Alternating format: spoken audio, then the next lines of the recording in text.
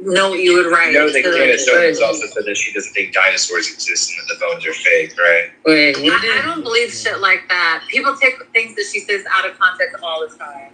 Wait, when did you say Nina was stupid? No, this is good. This is good. Are you guys talking about the Charlie Kirk debate? Yeah. Yeah, but Andrew, I didn't watch the debate, but I did watch the free trial hearing. Nina's asking Andrew why we let Taylor call us stupid. I didn't hear Taylor call. Not Taylor. Did I write Taylor? The debate was so good. I would never, Nina. Sasha. Oh, I see. The Sorry. debate was so I was like, good. Sasha, I didn't hear. Sorry. Taylor, did you watch the Wilson? Yeah, Candace Owens slapped the beard off of Andrew Wilson. I just can't stand to watch either more than 20 minutes at a time. I only need so much faith. I don't agree with that, but I will say she did better than I thought she was going to do, because I thought it was going to be really bad. She at least made a few points that I thought were pretty good. I think she ended up giving herself more credibility. I don't think Andrew Wilson did what he claimed he was going to do. Yeah, well, it's weird to me that Candace Owens is like a Christian, because if she's going to have this mindset, she might as well try to debunk the resurrection of Jesus if you're going to be positing these like kind of theories, you know? No, it is. No, it's true. Like we have more direct evidence. We have more direct evidence that Tyler Robinson shot Charlie Kirk than we do that, you know, Jesus. That's not true. Show me your direct evidence. Show it to me. Let's go take a look at your direct evidence. We have texts and letters of him confessing. Let's go listen. Let's go look at the videos that you're calling direct evidence, please. Yeah, have I introduced you to my good friend? Yes, I believe you have. Your direct evidence is direct. It is. Caleb. Okay, great. Is this a replay or is this happening right now? Live. God, you should have heard has not even seen the phone I can't yet. see the room, buddy. Apparently, what is it? Apparently, we don't know how to update. I have Dunning-Kruger. We have Dunning-Kruger. What else? Well, we have Dunning-Kruger. We're stuck in our empiricism. Yeah, when people tell us that like free will is real and possible, we just don't even acknowledge it, and we double down on our empirical worldview. And also, apparently, CM is stupid. What the fuck? I guess he went over there. He's like fucking. Let me see if he goes there. Hold on, I'm gonna play it back 1 second. Yeah, I'll tell you if I see him. Yep, of course he's there. Oh my god, play it. Maybe it wasn't. And to be fair, could have been me. Exactly. By the way, Andrew, is it before we get on this as a tangent? What are your thoughts on James's PTR? Because I believe that is supposed to be. Yeah, I think I was gonna say. Come on, let friction talk. About it, yeah. Oh, I have said something about it. I said that it was really, kind of weird. I don't know if they saw. And I said that it was seemed like projecting. What's weird about it? Well, the strangest part is that between the two of them, there are 5 different hands that you can count. Yeah, let's start with this. It's a homosexual. Is this live? Peace. Yeah, live. We hate that was he needs to break up with John Lee. He's going to break up. Like, is this a player? Is this live? It's live. Please. Oh no! This trial has taught me. I want to go be part of the team.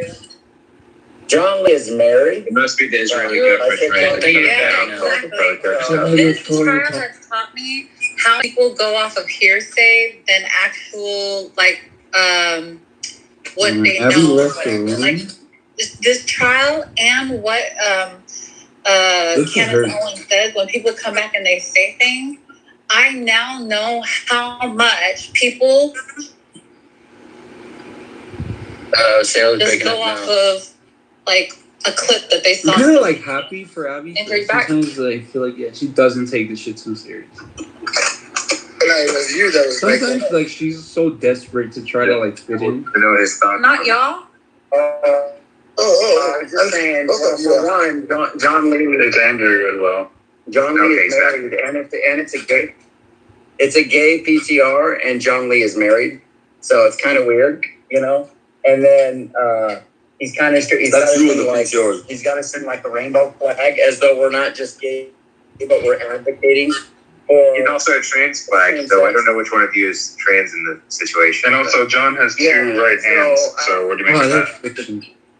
No, friction And two right spaces, feet. bro. I think that's actually his thing. Hey, He's not there's just a nothing bad wrong guy. with having is he two right allowed? hands. This is more evidence that James. This is more evidence that James has become more.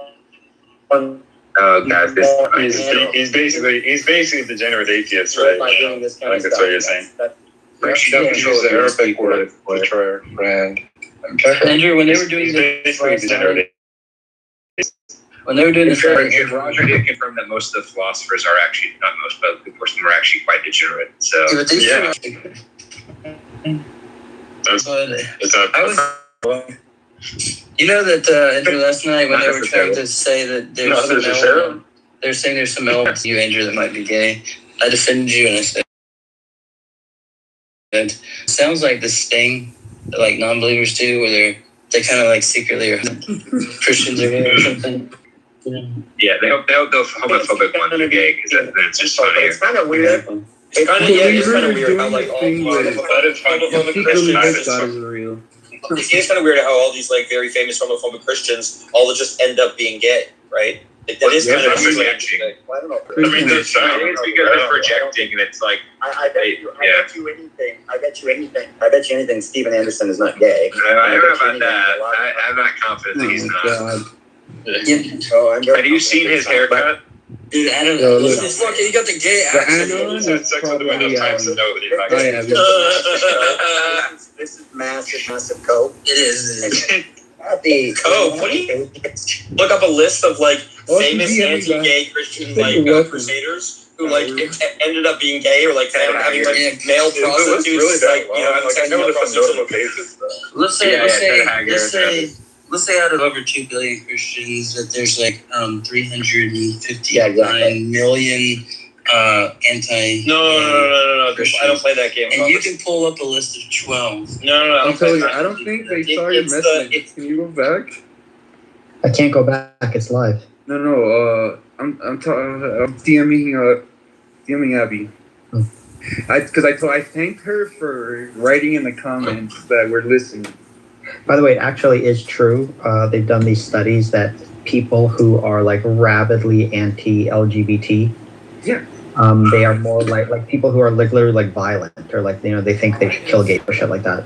Like they are actually more likely to be sexually aroused when they see gay porn. Yeah. That is a fact. Dude, this is like name again one of these like aggressively homophobic, at least like I don't know, Republican politicians that didn't end up being gay, bro. Right. Again, like all of them. Because think logically, right? Like it's so obvious. Like let's say you are truly not gay, right? You do not get turned on by watching guys have sex at all. Then you'd have no issue watching guys having sex because you'd almost laugh at it. It would be like, oh, okay, whatever, it doesn't do anything for me. But if you're like kind of gay and it makes you uncomfortable because you don't like the feeling, yeah, of course you're Guilty. Guilty. So funny.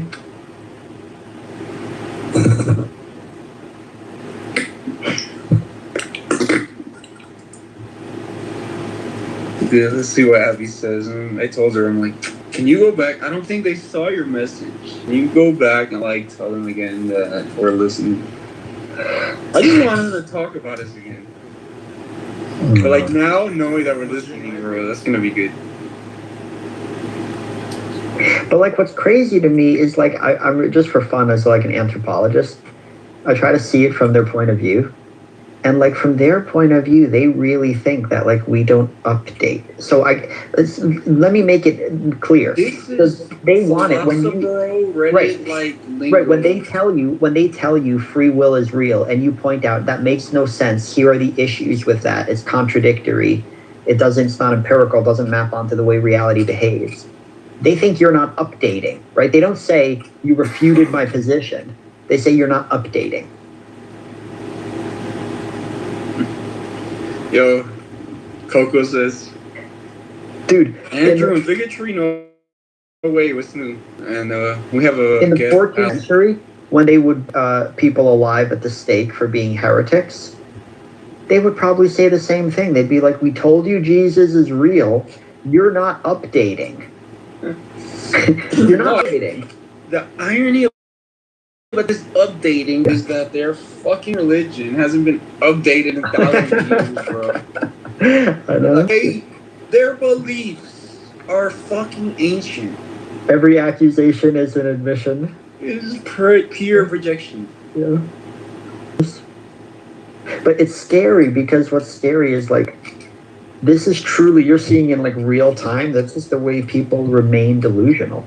Like from their point of view, they feel like they like gave it a fair shot. They feel like they looked at different worldviews, they talked to different people, and like this is the truth now. And they don't realize they're completely fucking delusional, and that's scary. Yeah, I told you, it's like this kind of group think where like they surround themselves with other like fucking like crazy believers, Right. And it kind of normalizes. If we were in like a truly rational society where, you know, this shit was fringe like it should be, and people like rightfully got called out for most of this bullshit. Like dude, people would be like embarrassed to say this shit in public. Oh, I know. And he said, fucking Millith was very talkative today. Millith was going like, he's like, it's crazy how they see themselves as some like golden adorned Adonis. Golden Adonis. Right. When everyone is telling them they're a leper. And who's telling us we're lepers? Sasha and Bob. No, when he said fucking like Sasha and Bob are like some of the smartest people I've ever met in my life. I cannot believe he said it with a fucking straight face. It's crazy. But like with the conviction in his voice, bro. Like he's serious. Sasha, Scary. Bob. Sasha and Bob. Literally the two most toxic fucking people. Hello. Hello. How are you guys? Hold on, okay, you got followers. Seriously, sometimes I let people like now I check, yo, they have like 0 followers or a new account. Dr. Centimeter, shut the fuck up. Nobody wanna hear your fucking speech. Who the fuck is this? No, whatever. They know me obviously. You look like you look like a fucking prisoner, bro. This is my mugshot, bro. You look like an inmate. His mugshot, don't cross him. He's a fucking big time cartel. Sicario is? Yeah, I do. They carry the little daggers. I'm asking those over here. Do you know what a Sicario is? Yeah. Oh, my favorite movie. That's one of my favorite movies, Sicario, with Emily Blunt. One of your favorite movies? Oh shit! I'm talking about the ones in real life, bro. No, that's where you live in the ghetto, bro. Over here, we watch cinema. We listen to music. I live in Miami, dude. I don't know. Jim doesn't live in the ghetto. Same shit, bro. That's the fucking biggest ghetto in the world. He's got a compound and he's got a mansion surrounded in his compound. Yeah, I'm not gonna tell more about your life. But yeah. It's a moat with like alligators and then like a courtyard with tigers. Yeah, Siam's like big time. Seriously, my dad did work for the cartel. Yeah. Are you the inmate sticks? Like Pablo, dude. Pablo fucking, I mean, not like, he's a fucking like legend in Medellin. Fucking, was so powerful. This motherfucker, he agreed to turn himself into the government. Meaning, I like, look. I like, hold on. Listen, I like white me people. as in me? Yeah. Oh, was it Ann? Was it Ann? My bad. I might be wrong. Yeah, I said it. Okay, my bad, B. I apologize. But no, I mean, I like white people who stand on business about, like, you know what I'm saying? Like, I don't like white people who don't pretend with me.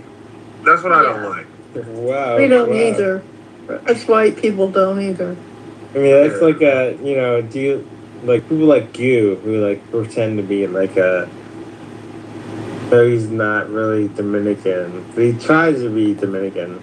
Like, what the fuck are you talking about? This guy is so foolish. Look, like I said. Okay, do you respect that guy? The guy that pretends to be Dominican? Do you respect that guy?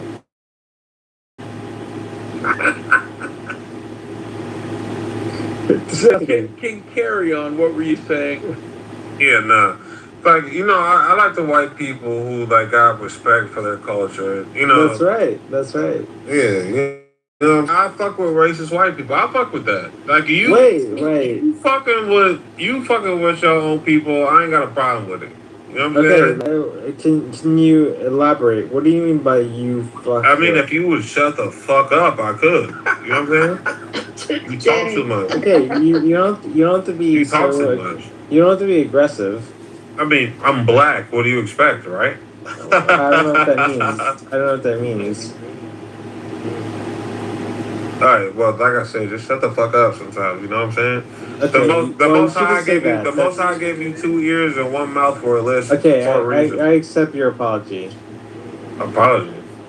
Yes. Imagine me apologizing to a white person. Are you crazy? Well, you should apologize. Right, brother. I hear you. Well, I'm not your brother.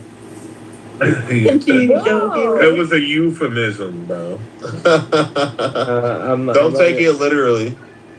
Well, don't laugh at me. I mean, I'm black. I speak colloquially. You know what I'm saying? David's not white though. He's Peruvian, we believe, and he kind of looks like one of those guys from Love on the Spectrum, one of the like heavily autistic. That's disgusting. Florida. Yeah. He looks like I got a person talking about you like that. That's crazy. What the fuck? Yeah, man, I ain't got like, you know. Look, white people conquered the known world, so obviously they were good at something. You know what I'm saying? What do you mean? Let me ask you a question. Are you gonna just interrupt anytime anybody says anything? Probably. No, you can ask me a question. I mean, I'm not gonna ask you nothing. For what reason do I need to ask you something? I mean, I do have a PhD. I don't care. What does that mean to me, bro? A PhD in what? Mathematics. And wait, where did that get you? I mean, I'm not gonna say how much money I make, but you know, it's working out well. Brother, I didn't graduate high school. You're not my brother. I'm a millionaire, and I didn't graduate high school. Well, so what does that mean? I work for Tesla and didn't graduate high school. $1 million is not that much money. So. Did you just say $1 million is not that much money? Yeah, that's true though. It's not that much money. I don't know. And maybe you. Are you crazy? Maybe you like $1 million. Hey, let me ask you a question. Hey, how much money do you have to make in a year, bro? How much money do you have to make in a year for you to be a 1%er? Oh, that is him. I'm not gonna answer your question. Because you don't know. With all due respect.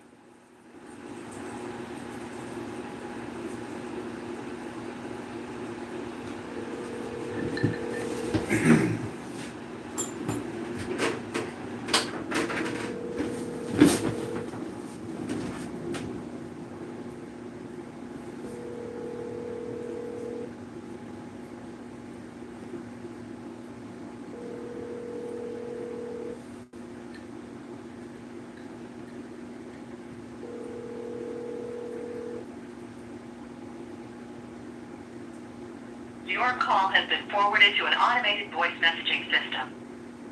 4-1.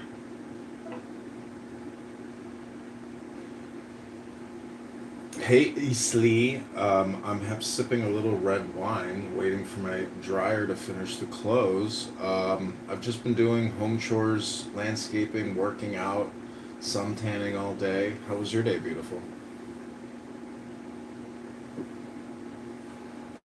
Why aren't you his brother? Yeah. Why? I'm saying it euphemistically. I'm not being literal. Well, I'm curious, David. Yeah. I thought you were a nice guy. I am very nice. Thank you. He's a wolf in Why wouldn't you clothing. consider all men on this planet your brother? Exactly. Well, I like Goo. Goo can be my brother, but. Are you Jewish? He doesn't believe in Christ. Wow, that's an interesting question. Well, Are you, I'm David? just wondering because a Christian wouldn't say something like that. Interesting, right? Are you? Tell me if this makes sense in anybody in this group. Wait, Ann, hold on, Ann, hold on. Calm down. David, are you Jewish? Jewish? No, let me explain. I'll explain to you, King and Dima. So he was born and raised Catholic, but he said that now tell me if this makes Yes. sense. Now people know what Catholics believe in, right? And he said that he would marry a Jewish girl and he would raise his children to be Jewish. And he would have to do David. Hold on. Stop trying to reason. Stop trying to like figure out or like dissect David Bobadilla. You're just I would okay. So my last girlfriend was Jewish, and she's awesome. I like that. Nobody cares about your life, brother. I'm not No, gonna but the lie. thing is, it's like a contradiction because if he's Catholic, how could he want to raise his children? Because he's Jewish. Well, they're allowed to lie to you. Okay, there's nothing wrong being okay. So if I'm gonna. Wait, hold on, David. Is your brain malfunctioning? What's wrong with you? Let's do this experiment. So, David. No, I was trying to listen. That's Okay, also something you're never supposed to say. David, hold on, Goo is talking. So let's do this experiment. So you would consider me brother, right? Yes, you're one of my good friends. You consider Joe Hero to be your brother, right? No. What? Oh, interesting. This man's a simpleton. What about William Wallace over here? He's cool, but not my brother. No. Okay. Would you say I'm your sister? I'd like you. Yeah, you're cool. I always consider you. Okay,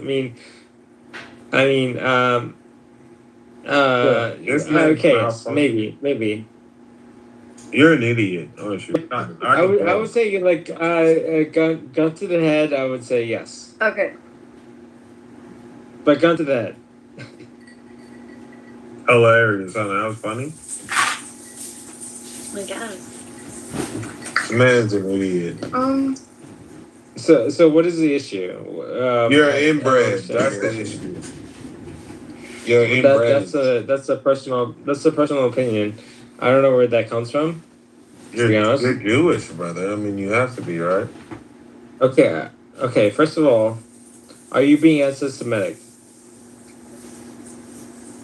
Wait, you think you're Semitic? No, I'm asking you. Stop being anti-Semitic. No, right? Is the answer right? So how could I be anti-Semitic when you just said you're not Semitic? No. How is that possible? I didn't. Okay, I'm just telling you, stop being anti-Semitic. That's all. I'm Semitic. What happens? Whoa! Don't call me the N-word. Don't call me the N-word. Hold up. The N-word. What happens When did I if say things the like the N-word? tree? We identify who's the brother. He just called me the N-word. David, hold up. One mic on Beamer. Moderators. Thank you. Moderators. He called me the N-word. Oh. Do you not know where you're at? You know how many times I've been called a nigger in here? Whoa. Okay, I don't say the N-word. Okay. Nobody cares. You're Jewish. David, you're an interesting I'd rather be character. called the N-word than deal with a Jewish person. Okay, but I'm not Jewish. Okay, so I don't know where that comes from. You are. David is the most flagrantly autistic drunk person I've ever met. David, are you He's an drunk? idiot. I don't know. No, what that means. he's not drunk. I don't know what that means. What does it mean? I don't know. It means You're a that simpleton. when That's what you it means. You're your an idiot. autism becomes First of all, I'm not a flagrant. simpleton. I have a PhD in A mathematics. PhD and you're still retarded. Okay, I just have to say that a PhD first of all, we in don't say the mathematics R is not word. We don't say the R word. My brother's fiance has a PhD in mathematics, and I think she's Well, so dumb. yeah, Like, my friend's fiance. I'm just kidding. That's not nice. I'm just kidding, David. Well, I mean, like I was telling this story. I was surprised that she had a PhD. I was just like, wow, you must save all of your rationality for just numbers. You're an idiot. See what I'm saying? But David sounds like a nice guy. But what I wanted to say was, I remembered what it was from. Oh, look, 11:11. Yeah, but at least you don't say the N-word. This guy is saying the N-word. That's not appropriate. David, Bobadilla, have you heard of the book Verbal Judo? There's 11 things. Favorite book. Yes, this is where I got it from. And so we did a replay, one of Monica's famous replays. for you haters who hate her replays. And we went over the things that you're not supposed to say in a conversation. One of those things is calm down. Another one that I heard tonight is, what's your problem? Another one is speaking universals, like you never, you always. No, it was written by Jerry Jenkins, or George Thompson and Jerry Jenkins. When I my therapist, like when I talk to my therapist, but wait, there's like more. she always said, I'm sorry, guys. So there's others. Hey David, do you know what Dunning-Kruger is? Hold on, wait, let me get through I'm this. sorry, go ahead. Say again. So yeah, I was just gonna say, like, really quick, like, you know, when I talk to my therapist, who I'm gonna see her on Thursday. Is it Dr. Katz? Nobody gives a fuck about you. Like, what the fuck? No, but I was gonna say, like she, you know, makes me realize, like, with all respect to people in this room, there's some very not nice people in this room. Look at you. You can't even think. Are you? Well, I'm trying to be So nice. you I'm have a trying to be nice. But PhD and you have to listen to a woman about your life? David, have you slept with your therapist? I mean, yeah, my therapist is a woman, yes. So you But slept with her? okay. No. How dare you? No, of course not. You fantasize about sleeping with her? No. She fantasizes about sleeping with you? I'd like to know those questions. I mean, you have to ask her. I mean, I don't know. I don't know your therapist. Definitely not. I can tell by the way. No woman wants to be with you. Know, with all due respect, you guys are being very inappropriate. No, we're gonna start debating Jung versus you know, versus Freud at this point. So that's when like you know, when I was in the room earlier today, with my Jewish friends, guys, and we were talking about. PTR. Oh my God, you lose. PTR. This is the real photo of David Wilson.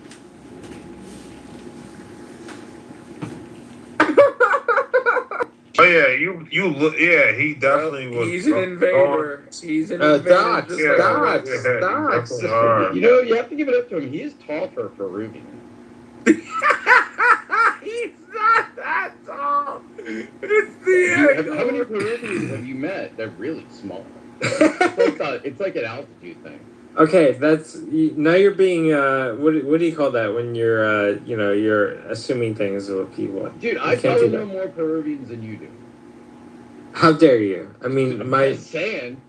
It's the truth. It's fact. I mean, you know. Okay, I'm not gonna brag. This man's an idiot. I'm not gonna brag. You take too long to think, okay, bro. 1 second. 2 seconds. What the white people that can think? Give me the fuck. Like, what the fuck?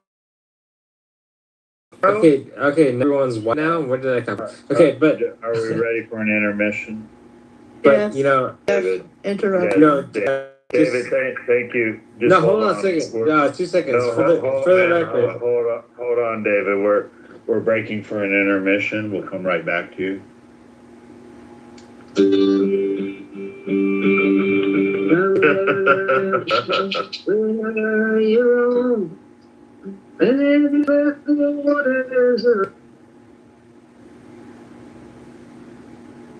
is really funny. Well, it's really funny when you get it about. He's talking about what you're looking at, but obviously the stewardess hears he's trying to blow up the plane. That's the type of jokes they give in it. I was just thinking, next month is quarter century since 9/11. Yeah, bro. Crazy. Another good joke. So, like, yeah, dude. Don't speak too soon, for the wheel's still in spin, and there's no telling.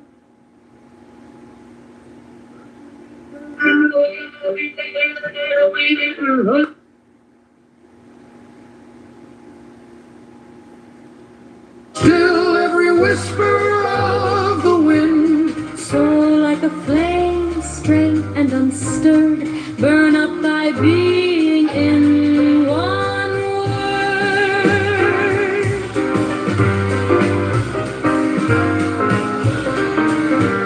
Next ecstasy, the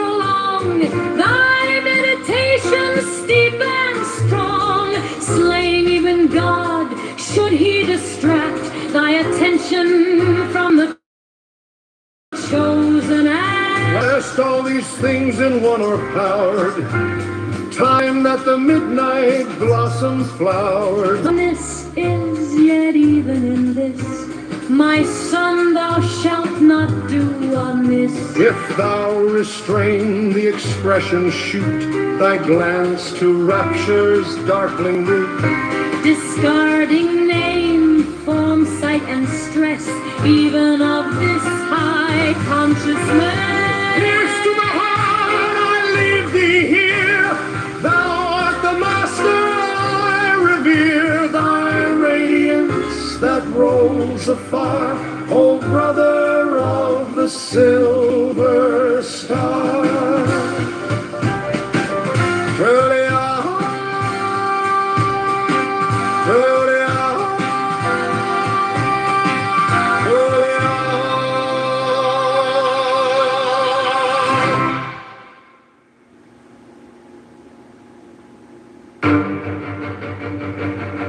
there is one light of the sun, though it is distributed over walls and other things instead.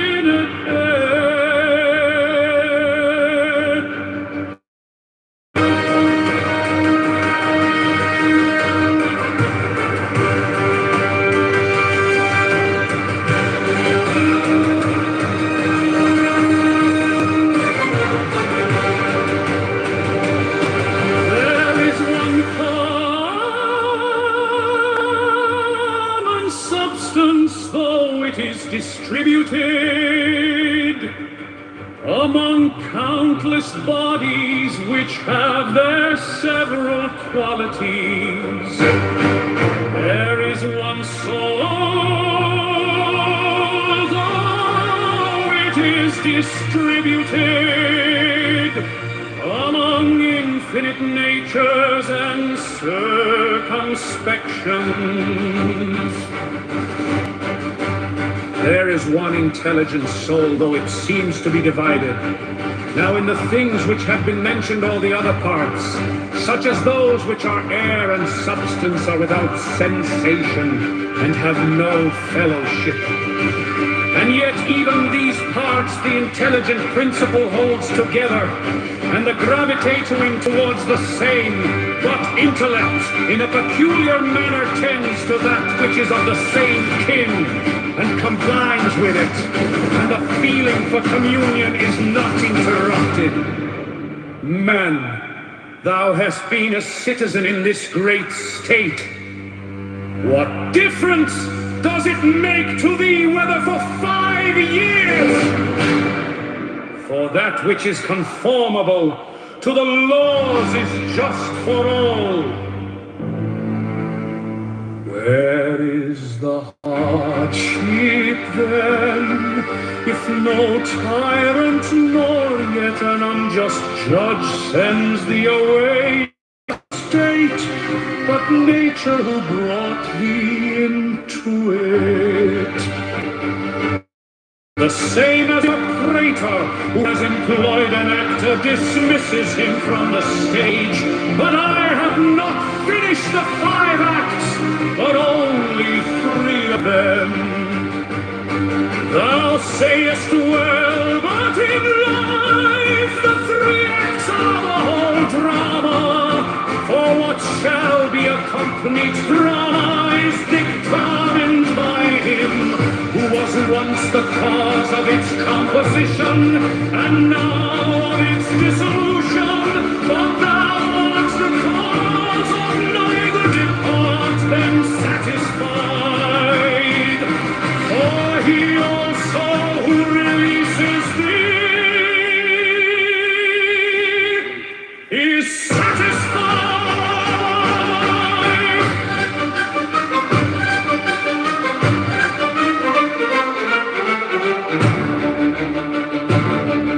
When thou hast seen Satan and the Socratic, think of either Eutyches or Hymen.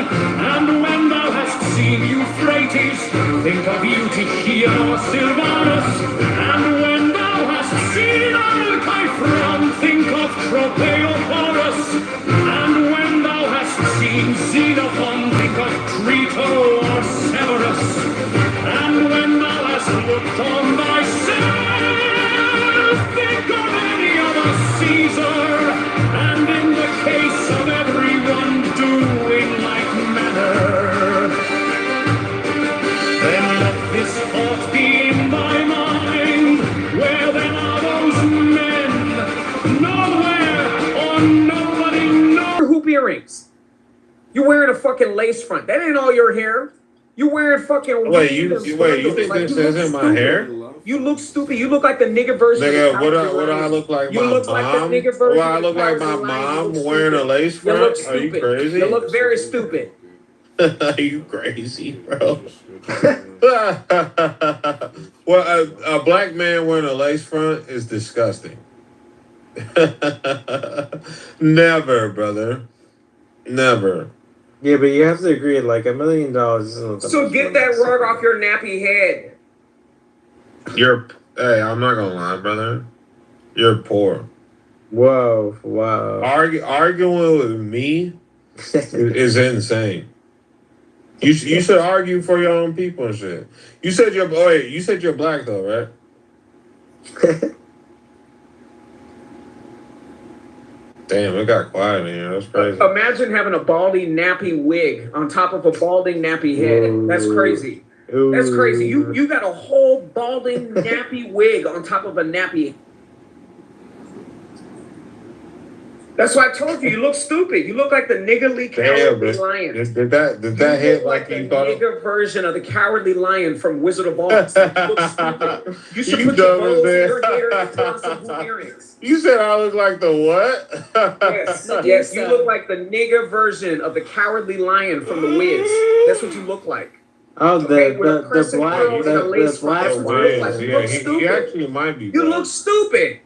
You look stupid. You need to accept the fact that you're old. Accept the fact that you're old. You're over the hill. You don't need to stop acting like you're young. You look stupid. Who said I'm young, brother? I'm 31 years old. Who said I'm young? Well, you look like shit. You look like you're 30 years old from 90. Like you look like shit. What do you mean? Wow. Okay, you on Clubhouse worried about other people. You look like shit. Nigga, I'm never on here. Wow. Put it like this. You were on here in Woke's room the other day, weren't you? Yeah, you don't. Yeah. I get on here when I'm fucked up every once in a while, like every couple of months. Hey, calm down. But I will say this though. I'm gonna be honest. I like arguing with niggas. You know what I'm saying? But every once in a while though, I disappear. Like I got invited to this app, bro. You know, like I was on here when this app first started. All right, so I don't spend. All right, calm down. You said what? I said so were we.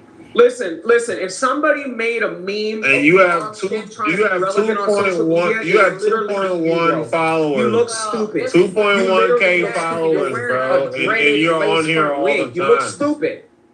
You said what, big dog?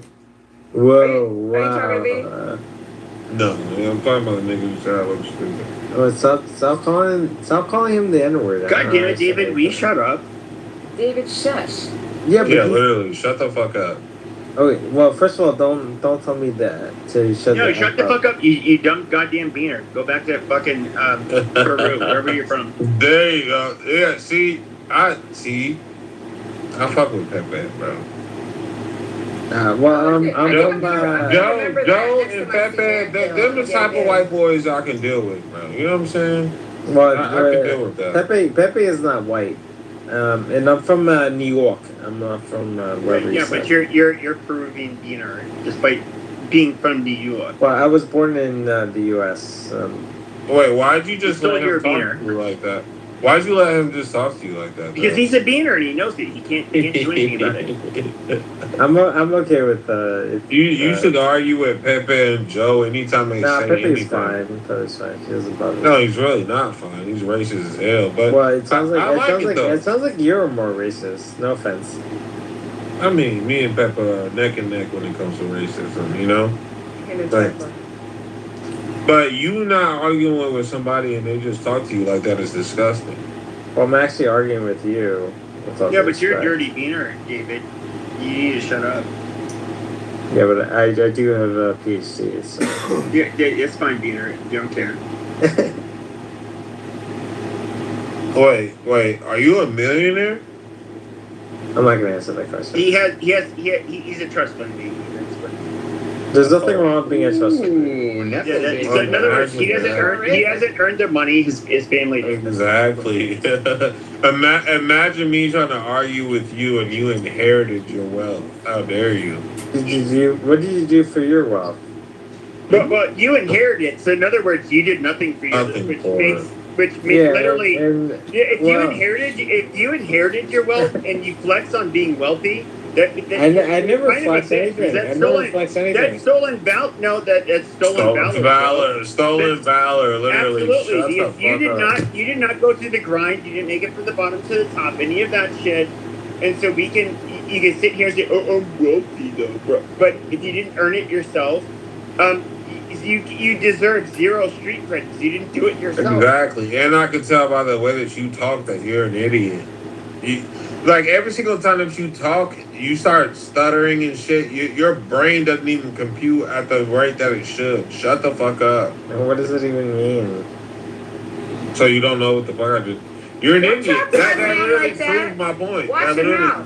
He's too drunk. Gabe's too drunk. I mean, I'm drunk too. David Bobadilla.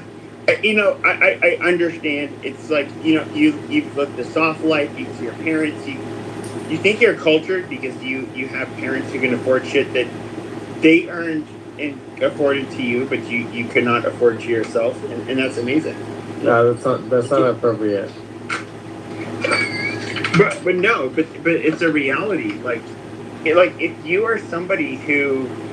It lives off of your family, but you did not actually accrue any of that wealth yourself. Like that, you're nothing, Burger. Like your family, for example, like your dad or grandfather, they would be in business meetings with big wigs, and they would have their talks. They would do negotiations, whatever, and. They could do that. That's cool. If you were lucky enough that you were born to a family like that. Yeah, calm down. Relax. Hold on, Florida. But you were lucky enough to be born in a family that could do. Oh no, I wasn't talking to you, Pepe. I was talking to him. No, I get it. But wait, him who? You. Him, you. But when you're an idiot. You're an idiot. That's what. Hold on, but when it comes to calm down. But when it comes to, okay, unfortunately, this is where the wealth disparity that you see, you basically get the Paris Hiltons, you get the retards that basically inherit a lot of wealth, and they are, I don't know, they think they're better than, despite them accomplishing absolutely nothing in their life except for being drunk on Discord. I'm not better than anybody. Or Clubhouse all day. Well, I don't know what that means. I don't feel like I'm better than anybody. Yeah, but I got a PhD. How many times you dropped it 3 or 4 times tonight. Yeah. I got a PhD. And I don't even know if you got a PhD. Okay, but the reason being is their blood alcohol level has never been below 0.30, so I can't gauge that. Pepe, click on my. Well, the only reason Pepe, I say I have click a on my PhD. PTR and blow it up. This is the real photo before David edited. Yo, Wallace, I'm blocked from that room now because of Himothy.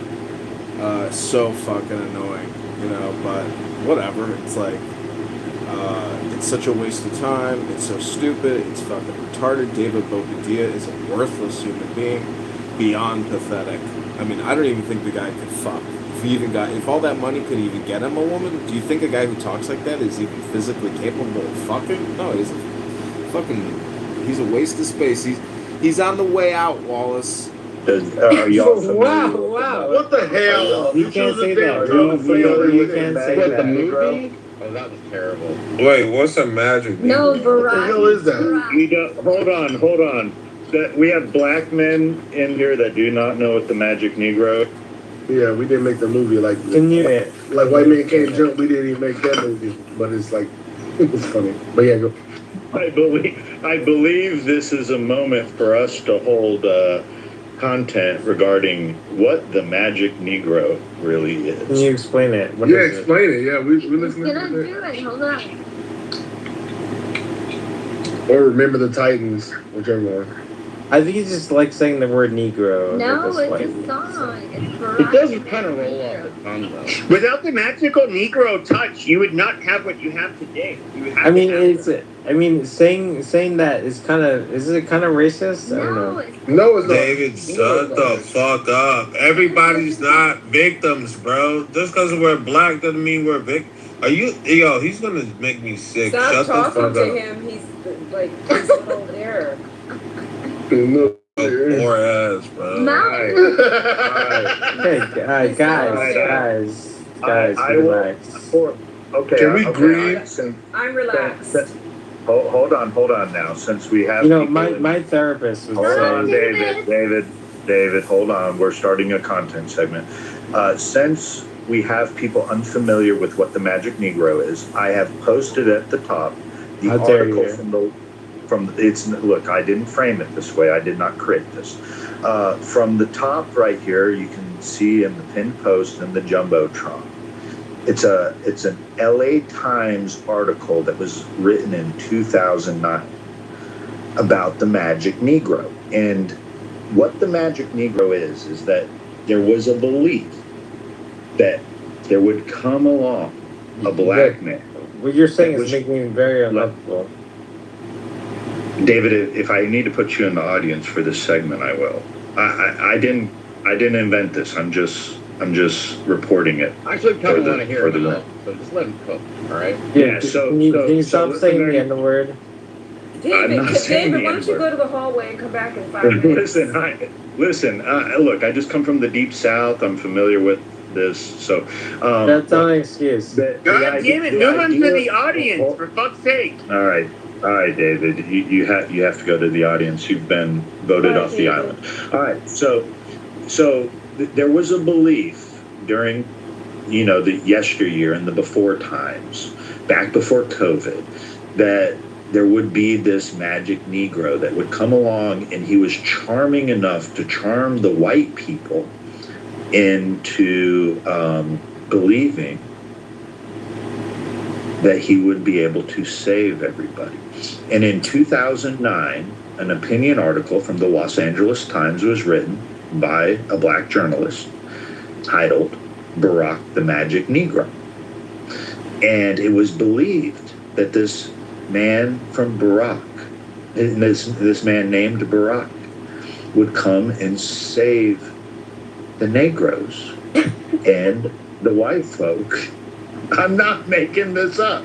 I'm not making this up. Negroes, don't say Negroes. It sounds so worse. I'm not making this up. So there's a song that goes along with this. And if anyone's curious, I'm going to play it. Pop the Magic Dragon. Yeah, it's Pump the Magic Dragon. Yeah, I heard it. I'm going to play it as an intermission, and everyone can read, and then we'll read the article. Okay? Hold on now. Everybody stay on mute. Stay your fucking asses on mute. Who the fuck are you talking to? Shut your faggot ass up. Obama, even when he goes out and tries to imitate Mr. President, down for the struggle. Is he down for the struggle? Hold on. I need one mic. That's Sharpton's Blackberry. Is that Hillary Clinton? Now, keep in mind, this is a day where BlackBerry service and Black people. I know Friday was a bad day for BlackBerry. It was Thursday and Friday. I never lost mine. Well, I lost mine on Saturday a little bit with the receivability, but nonetheless, there's the black dialect for the urban national network and so forth. Let's go back to March 5th again. This is Selma, Alabama, and this is Obama talking about having been in Selma before. The site of my conception. I am the fruits of your labor. I am the offspring of the movement. So when people ask me whether I've been to Selma, I tell them I'm coming home. Okay, so she's trying to illustrate here that he is down for the struggle. And in this next bite, this is at the National Urban Network, Obama says that he shouldn't get black votes just because he's black. I should not get the support of the African American community simply because I'm African American. I don't believe in that. That is not what America. Well, you better change your attitude, because Hillary certainly thinks that. I mean, that's exactly what Hillary did. I guess they patched it up, folks. I guess Sharpton and Obama patched it up since Obama showed up at Sharpton's big whoop.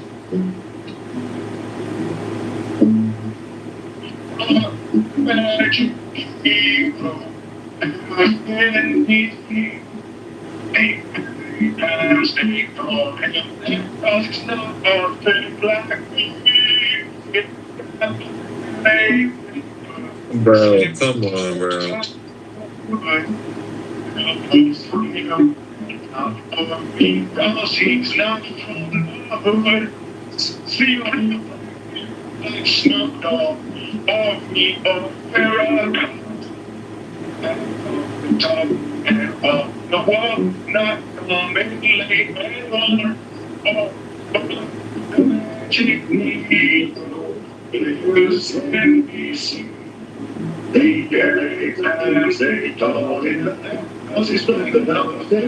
Alright, bro, what are we doing here?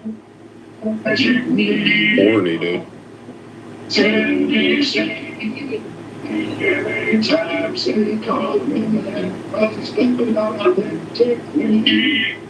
Some say perhaps articulate and new and clean.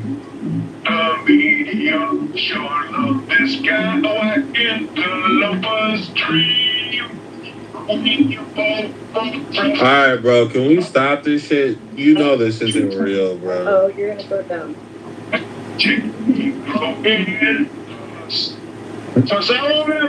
even hear what he's saying. That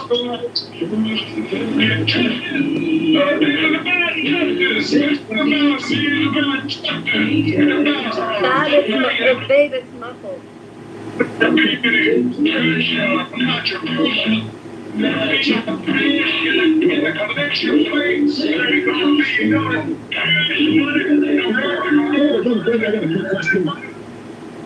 Now, why would the LA Times frame Barack Obama? Babe, it was really muffled. You couldn't make out the words. Bad quality, right? Oh, that's a Okay, I think we got the point. So you get the point. Play the hot mic moment of Jesse Jackson and Al Sharpton on Singing That from 2008. Are you talking about when he said, "What's that Negro would stop talking about black people or talking down to black people"? No. That's not me. He said he said that they got him on a hot mic, and Jesse Jackson said, "This guy thinks we're all a bunch of poor country," you know what I mean? Yep. But nobody cares about what Jesse Jackson has to say. I'm confused why that matters. Why? Well, I mean, I would think that Jesse Jackson, that once ran for president, also was like right-hand man of Martin Luther King, might have an opinion about a black politician and how authentic they are.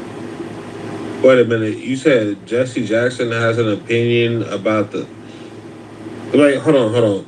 James, are you black or white? I believe he said he clipped that nigga's nuts. That's not what I said. His words. Yeah. The whole point was, I think somebody like Jesse Jackson has an opinion on the authenticity of a black politician. Hey, like a wise man once told me, an opinion is like an asshole. Everybody has one. Nobody gives a fuck. Nobody gives a...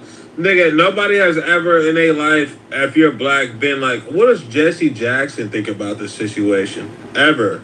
Actually, a lot of people do. No shit, bro. You think all black people are retarded? Like we can't think for ourselves? That was the whole point of his statement.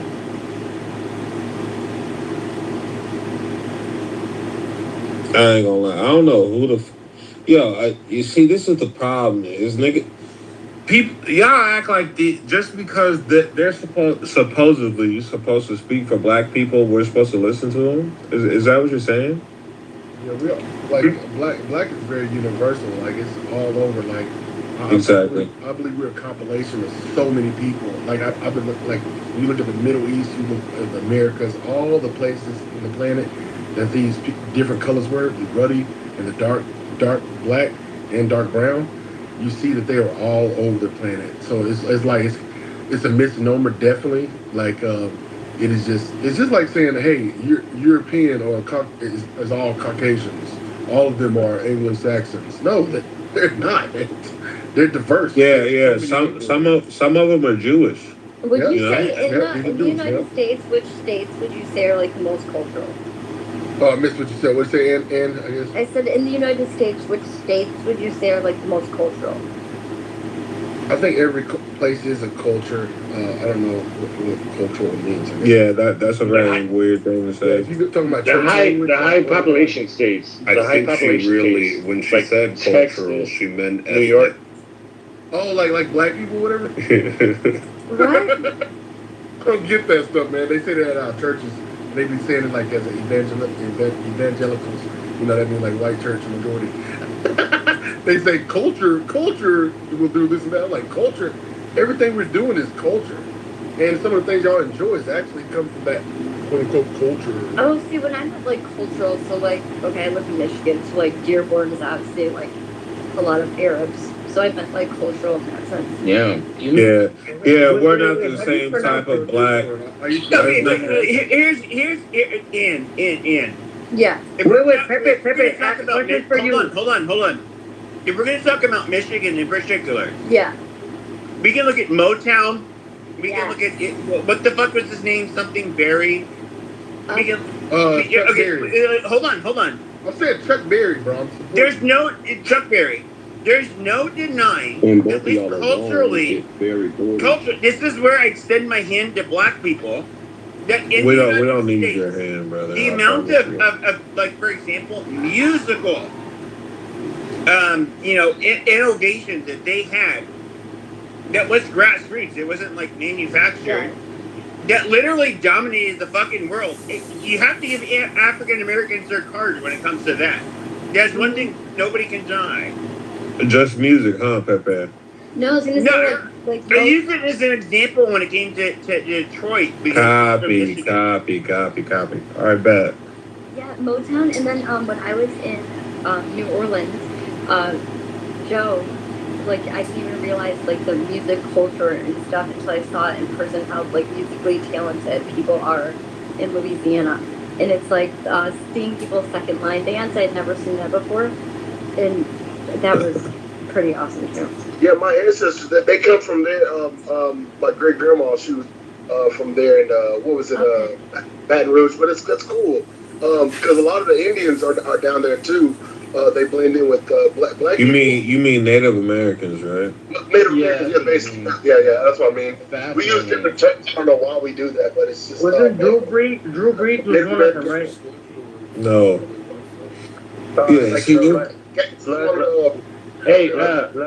As long as the niggas are not pretending to be Native Americans, niggas are cool with me. Hey, let's not skip over the. Let's not skip over the food. Let's not skip over the food. Let's not skip over the. That's a fact. Richard, one second. Let me clarify this. So, in New Orleans, every year they have Mardi Gras Indians, and it's been going on for about 150 years. And black folk in New Orleans dress up as Indians because they were treated worse than the Indians were in Jim Crow America. Okay, so part of why they represent themselves as Indians is due to the atrocities that they face. That's not the reason why. Yeah, that's not at all. You're way off, brother. That is that's why the Mardi Gras Indian. Brother, sorry. I come from adult culture, brother. Go ahead. Tell me how I'm wrong. Then. Here's why they do that. Because they used to stay together. So during the misogyny law era and stuff like that, where white could only marry white, black could only marry black, and brown could only marry brown. Well, that wasn't that. Okay, but hold on. That's not true at all. Did you? Hey, wait. Hold on. Don't interrupt. When it comes to Louisiana, it's a much different story. So you had the Decree of Graces, where basically it was Spanish territory, and you had the great expulsion from at least half of my family. They were Acadian. So basically, after the great expulsion by the British, they went to where? Louisiana. That's far. That's far, nigga. And if you're talking about New Orleans, that is that. What are you? Hold on. Do you think I'm an idiot? Hold on. You talk too much. Don't be disruptive. Okay. I have not been talking too much. I've been. Be succinct. Everybody who speaks, be succinct. So when it comes to that, you had the Decree of Graces, which was Louisiana was a Spanish territory. It said that Europeans. No, it wasn't. It was French. You idiot. What are you talking about? No. Haitian and Creole, French. You don't know what you're talking about. I'm done. I know exactly what I'm talking. Stop. I know exactly what I'm talking about. Louisiana was Spanish territory, and so they had the Decree of Graces, which basically allowed European people of Catholic, faith to be able to move down there, and so that's where you ended up getting the Acadians, which ended up being called Cajuns down there, and they had it. They did have like a rather strict classification, much like the Spanish did. When whether you're a quadroon, octoroon, Métis. You don't know what you're talking about. You're just talking. I absolutely know what I'm talking about. He's half right on this one. Yeah, exactly. So when it comes to like the Spanish had mestizo, castizo, they had mulatto, they had all of these things. What? Mulatto. The Spanish literally had a classification system. The French did too. But the reason why Louisiana ended up becoming dominated by the French people was because of the Decree of Graces, where European people of Catholic descent, which at the time, if you look in Canada, when the British ended up taking over and saying, you guys have to leave or we'll kill you, a bunch of them ended up in Louisiana. And there was a lot of. You think I'm an idiot, don't you? You're just talking. Shut the fuck up, Pepe. You don't know what you're talking about. What did I say that was wrong? You can't prove everything you just said was wrong. What I'm saying is something that would be taught in grade school. Like, it's not. Pepe, he's got a moldy fucking wig on. He don't know what's right, Pepe. He got a moldy fucking wig on. Like, what are we talking about? Okay, okay, there's too much he got a moldy hostility. fucking wig on. Like, I mean, y'all supposed to be making sense with a person that has a moldy fucking wig on. Go zoom in on his shit. He got mold on his fucking wig. Like, I mean, y'all supposed to figure out the meaning of life from this nigga? Like, y'all like this. You need to replace your wig. But I don't know why you're not on top of that. Baby, you see that shit? He got mold in his fucking wig. Like, this is crazy. Replace your wig, nigga. Let me check. Does he have mold in his wig? He got mold on his shit. Can any lady confirm that we need a lady to confirm this? Mold on his blog. No, but you're not black. Where are the black women? Hold on. We don't want to hear from any Africans or Caribbeans. We want to hear from black women. Okay, that's all I was asking. That's all I was asking. You don't gotta touch me on. Yes, I do. Because you're coming at me wrong. I'm gonna try to hold my mouth. Okay, so the black lady. of course, a gay black woman wants to say that a black man doesn't know what he's talking about, right? No. The black lady confirmed that he don't have mold on his wig. Okay, she confirmed. It's a black lady. But here's the thing. We are American. Wait, one more black lady on the bottom right hand corner. That's mold. He don't wash his shit. Wait. We have one more black lady. Hold on. Let her give her opinion. Ona, tell us your opinion. Does Pepe have mold on his wig? I just looked at the picture. Yeah, does he have mold on his wig? I wouldn't call it mold, but it does look kind of crunchy. Yes, we can agree this shit don't look it's mold. We can agree. I don't get it. You got bad hygiene. You sit up here trying to discuss politics, and you can't even politically discuss your fucking hygiene. Like, what are you talking about? Don't come up in here with a dirty ass wig talking shit to us. But I don't get. Are we going to be niggas and crackers against each other? Or Yeah, like no. I argue with. Hold on. To be a motherfucking nigga tonight. Hold on, night. You can be nigga as fuck. That's fine. But See, I argue with white people. I don't argue with gay black dykes. That's what I don't do. You know. Okay, but okay. Do we Shut up, want it Pepe. to I'm be? not talking to you, pussy. Do we want to be nigger versus cracker tonight, or do we want to be American versus non-American? What kind of energy are you guys on on my team? I don't even know dog. Doctor, don't forget. You're behind this nigga, right? You're behind this nigga though. Hey, I can't get behind no dirty wig. I can't get behind no dirty moldy wig. I can't Who get behind cares? this. My wig is dirty and my hair is fake. Black woman would never come out with a dirty wig on like that. You're a gay dyke. You hate black men anyway. You hate black men anyway. White woman putting You hate black men You don't wash anyway. your wig. How do You hate black Hey, men. Joe, are you really gonna go for that? That guy Pepe just called us some niggers, bro. Yeah, she not paying attention, bro. She don't care. She hate black You people, going to bro. bed with a dirty wig on. That's crazy. She talking about me being dirty, but a white man just called us a nigger, and you don't care.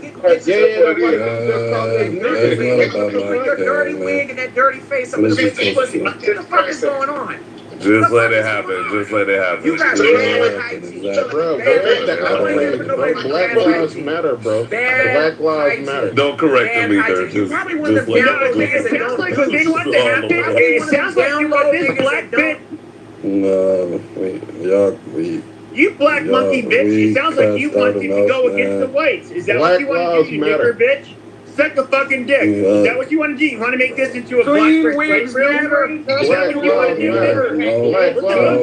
Yeah, Pepe, that's what I want to do.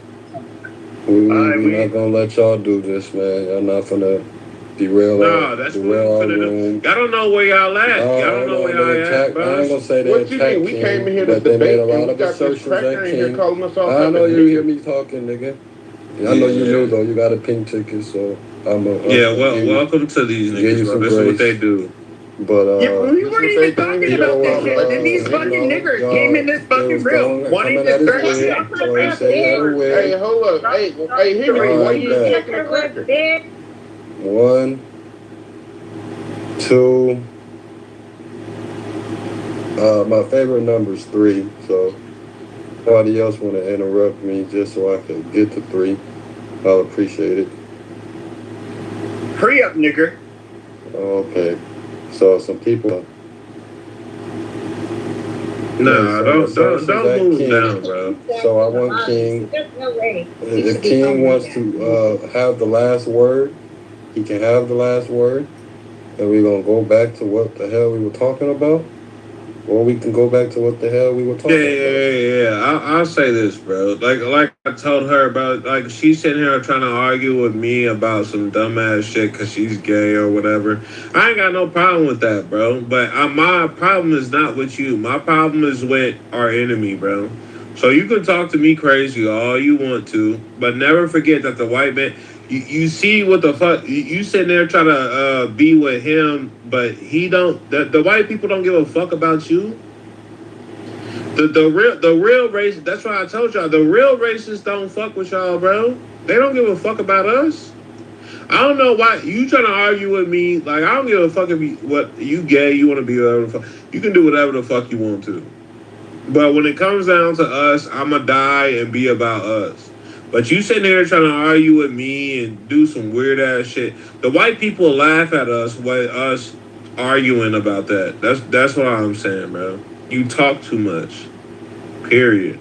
That nigga Pepe, you saw what he did. He sat there and pretended with you for a little bit, and then instantly got on your ass. They don't respect us. When you do, yeah, but that's what we call nigger negotiating. He got the last word. We said he was going to say his piece, and that's it. Okay, but that's he did nigger say negotiation Pepe, though, right which here. I guess now I have to let Pepe speak on it. Saying that His around name me, out there. bitch. All I'll say is I agree with King 100%.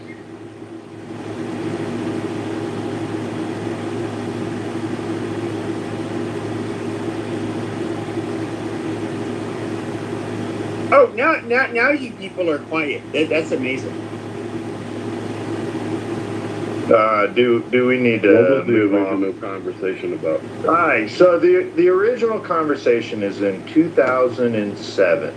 An LA Times journalist wrote about the Magic Negro, and what he talked about was that there would be this figure that would come along that has no past, and he simply appears one day to help the white protagonist. Now, why in 2007 this article was written in reference of Barack Obama, and why would it be framed as such? The Pritzkers. Well, That's not what we were talking about. We were talking about Louisiana and the Americans. I think by that this article was written, I think Burgo was already on the radar for the Democrat Party. Nah, he came out of nowhere, bro. Well, no, he didn't. No, he didn't.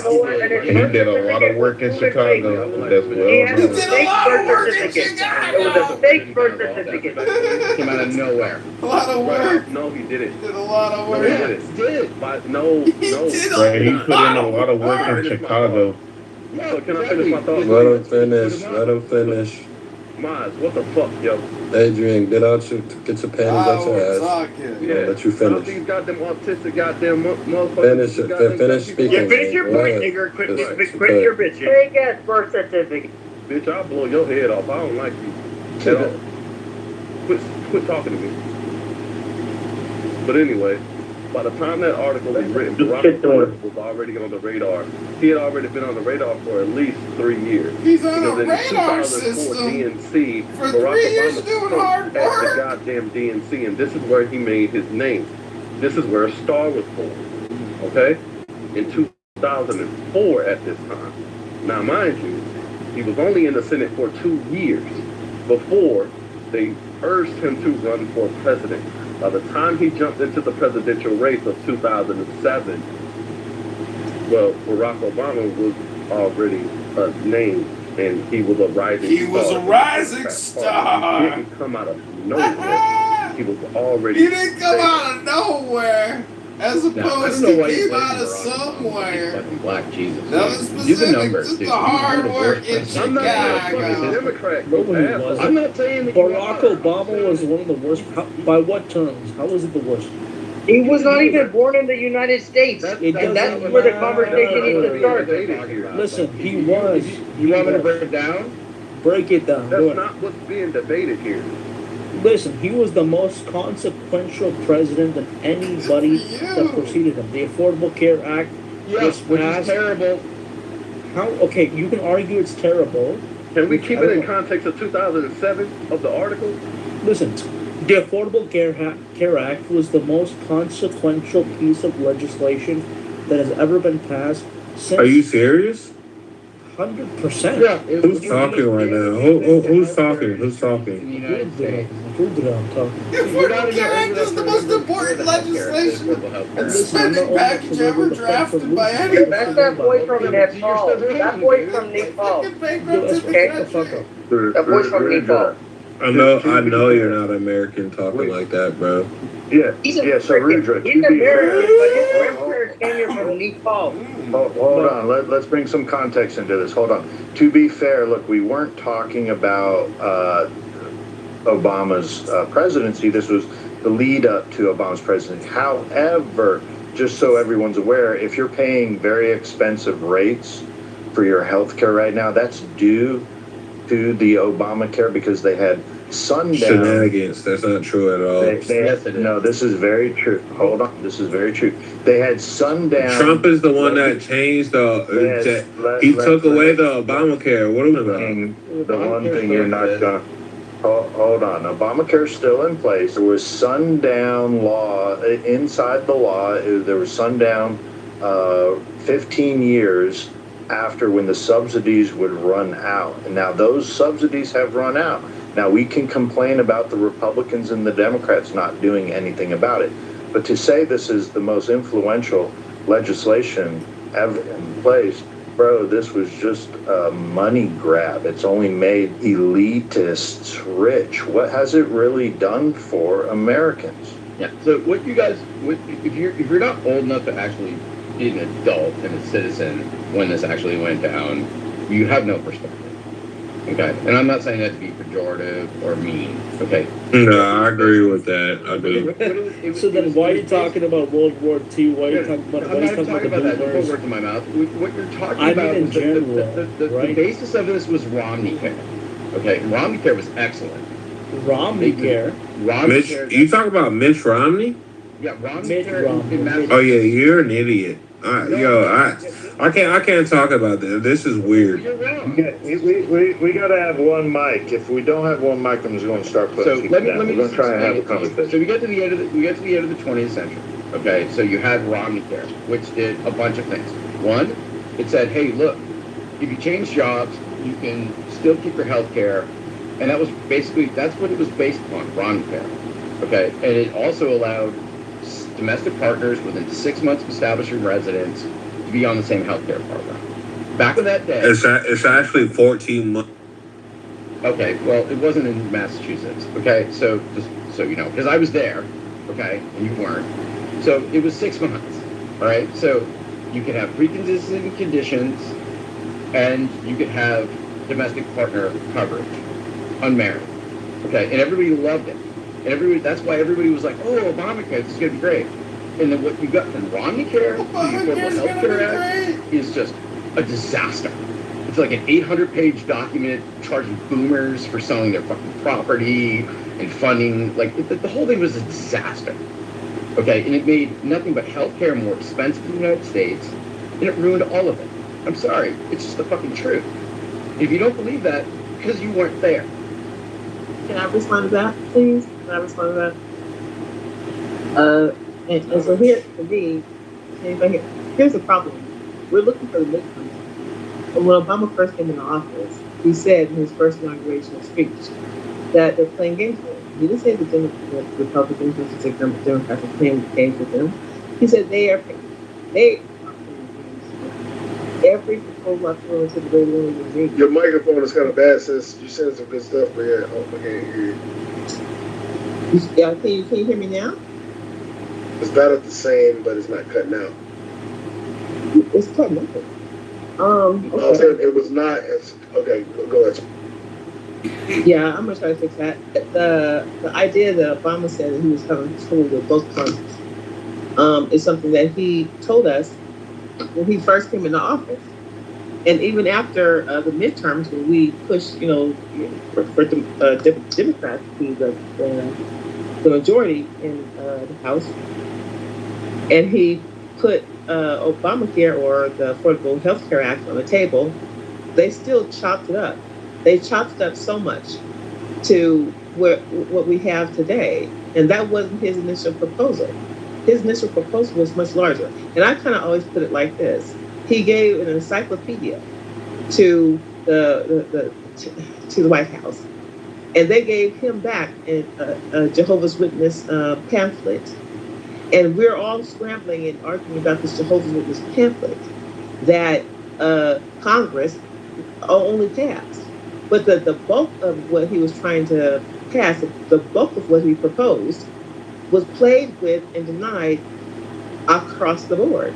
And we're still in 2026 are thinking that the dumb shit, the Jehovah's Witness path that we got, is what he proposed. And it's not what he proposed. He proposed something greater than that. And I want to extend that by saying that after Obama's last term, here comes Trump, right? And Trump's campaign, in one of his speeches that I heard, he said that, this is right after Obama, he said that Black people need their own healthcare system. And I asked myself, where the fuck did that shit come from? So I went to AI and said, well, because I was having an argument, where did he say that? Where did Trump say that? And AI said, he said that a lot in his campaign. He just said in one speech, He said throughout multiple speeches in his campaign that black people need their own healthcare system. I'm like, yeah, that makes fucking sense. Because there's a band-aid that's trying to be fixed in healthcare in this country. That is I know white people I know the healthcare system in general is broken, but there's a significant problem with black healthcare. And people in Congress and people in politics are trying to solve that problem. And they're putting band-aids across it, but they know that that's a fucking problem. And in the original Obamacare, he was trying to solve that problem along with a whole lot of other problems in healthcare across the board. And it just didn't happen because we have a problem in Congress. And it's not it's not a Democrat versus a Republican. It is a governmental problem with healthcare and how healthcare sees Americans and how carelessly they distribute healthcare towards us. Everybody in Congress, and you have an ear, you listen. They all know that there's this problem that no one's willing to fix because it's too big a problem.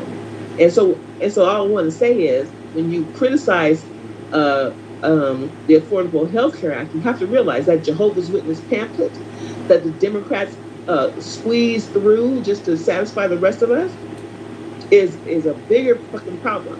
This midterm shit that we're marching towards is not going to be a solution because there's really not much of a divide between the Republicans and the Democrats in the way that they handle our affairs. And so, thank you. Let me Yes, we're going to get some new voices. We have some contradicting positions on stage.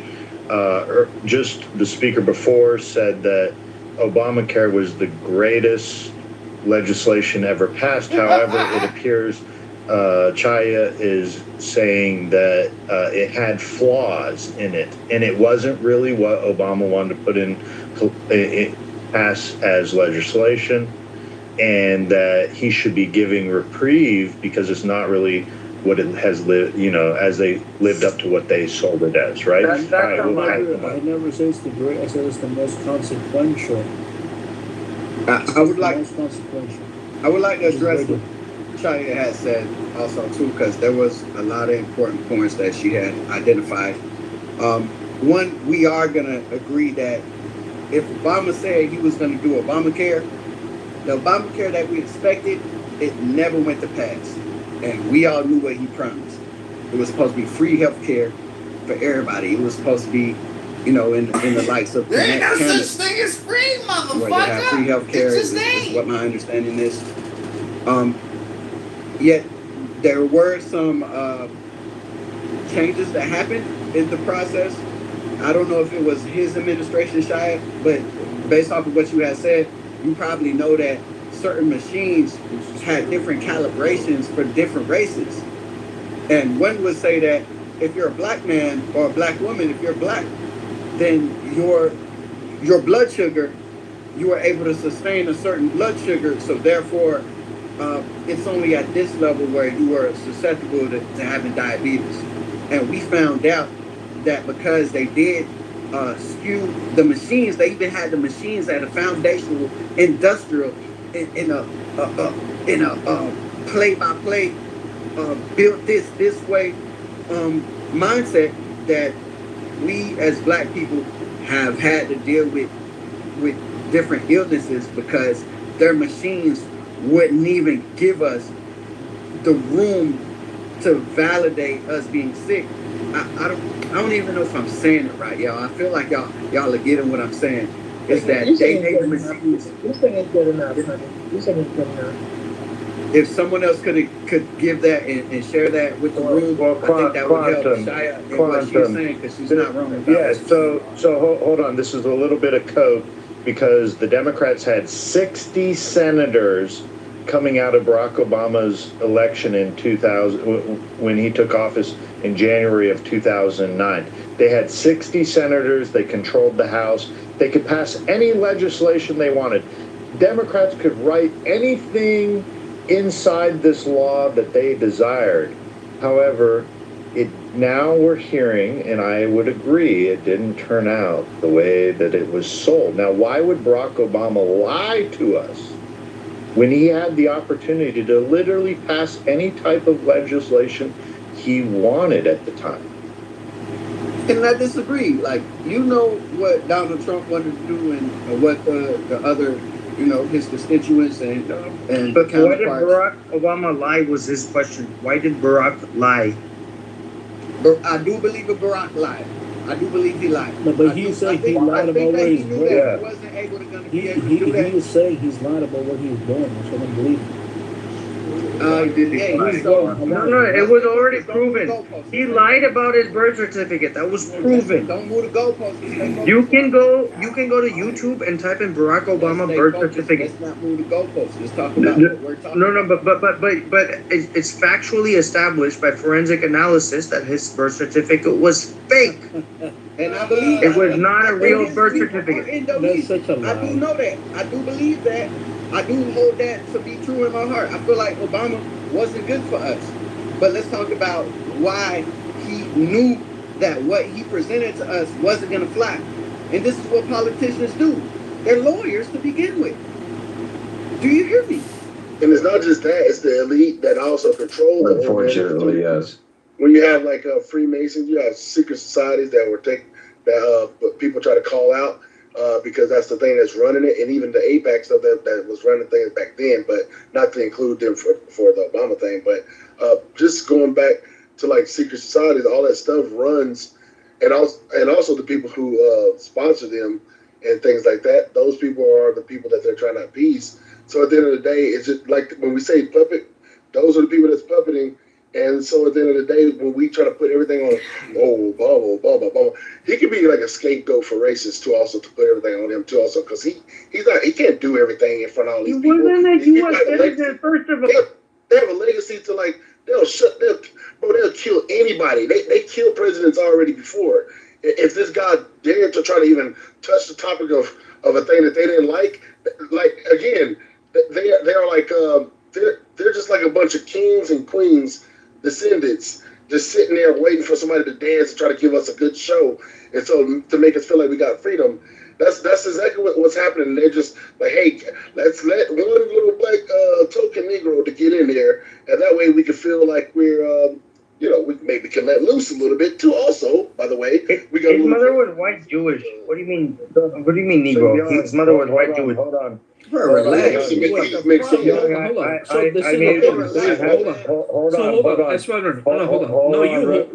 on. No, Rodra Mahmoud. Hold on. Young, look, we need some clarification. Was Barack Obama tap dancing for the white elites when he passed this? Oh, they all were, but I would say Obama. I don't think he was tapping too much. He just kept it where it was at.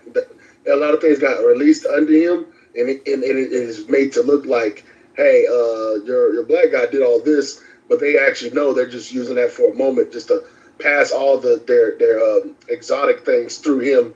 You know what I mean? And they do that with Trump too. Also with Hey, Young, sorry to interrupt. Do you think racism is over? Like a lot of people say because we had Obama. I believe. I was asking Young. Thank you. Young, go ahead.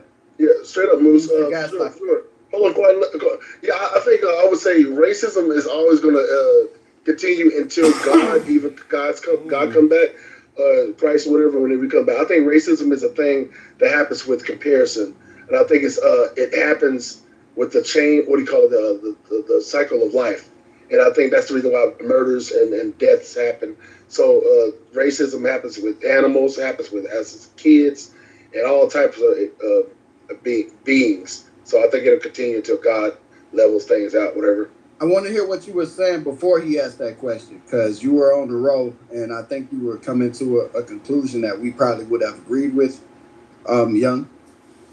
Okay, yeah, the closure about it is that these are descendants of kings, queens, and it's all a game. It's just commerce to a lot of these people, and we're just guinea pigs and descendants of people who are guinea pigs to them.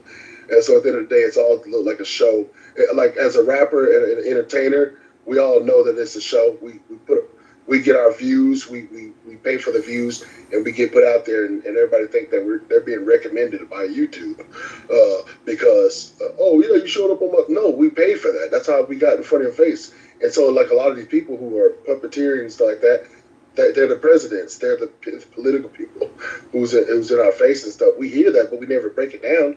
And so knowing that, just to mention a president, when you hear somebody say a president, they do have their autonomy. They do have the right to speech and all these things. But at the end of the day, I already said it. So I mean, like, that's all. I'm not gonna keep it. Okay. Let me ask 3 questions. Number 1. Where do we want to start? I can start. Why are you gay? Hold on, Rudra. I knew you wanted to come in. I want to give you the mic. Rudy, will you forfeit your mic to me? Rudy? I don't. Where's Rudy in this room? Bro, you're already talking, bro. You had the ball. You just had a Rudy and rude you out. Look, you're just, your bitch ass is just mouthing away while this guy he's not even ready, okay? Why are you gay? Why are you gay? S500. Why are you gay? Shout out to Africa. Shout out to Africa. Fight. Yeah, go suck a Jewish dick, okay? Go suck a Jewish dick. Don't ever talk to me like that. Shut up. Wait, all right. We're gonna have a normal conversation and maintain decorum. Okay, wait. I just want to tell Bima. Did you hear that Hayden Panettiere died today? Oh my God, she's late. Okay. No, I'm yeah, that happened this afternoon. S500. I'm so annoyed by you always. You're But Peter Thiel died? I just got here. Yeah. But it was literally my turn. She died today. Yeah. Peter Thiel. She stood for a lot of cultural things, like a lot of moral, virtuous things. Y'all understand that the underlying narrative behind that death is that it could have been a suicide or an overdose, right? Well, because I saw her. Manny's wife won't learn. Yeah. They always say, like they playground. Hold on, Adam. Yeah, they love that shit. Adam, I saw she did an interview recently with Jay Shetty, and she talked about all like things that like went on in her childhood and then her addiction, how she went through addiction and stuff like that. But she seemed that she had like gotten herself together. But it's actually really sad. Postpartum. They mentioned postpartum as well. Yeah, never admit to that. Somebody just told me just recently, you got to say, I am not suicidal. Like, you got to say that. Because you got to let people know, hey, because that's their dirty game. But in order for you to make a rise, they got to get you to say certain things. They know it's what you signed up for. So say at least this. That way we have you on a leash in your fame and all those things, and also your downfall. That's why I think a lot of artists get why they fall off, quote unquote, fall off. These niggas, when I say niggas, I mean all people. Most of these artists, they are very creative until they die. So these people back up for some weird reason, not because they fell off. I don't believe any of that shit. It's in your spirit to be an artist till you die. Even if you die, it's probably gonna be there. So I think they're so weird in the music industry. It's so fucking just so I don't know, just evil. Not everybody, but they always want something. Like they can't just love you. They can't just love what you do.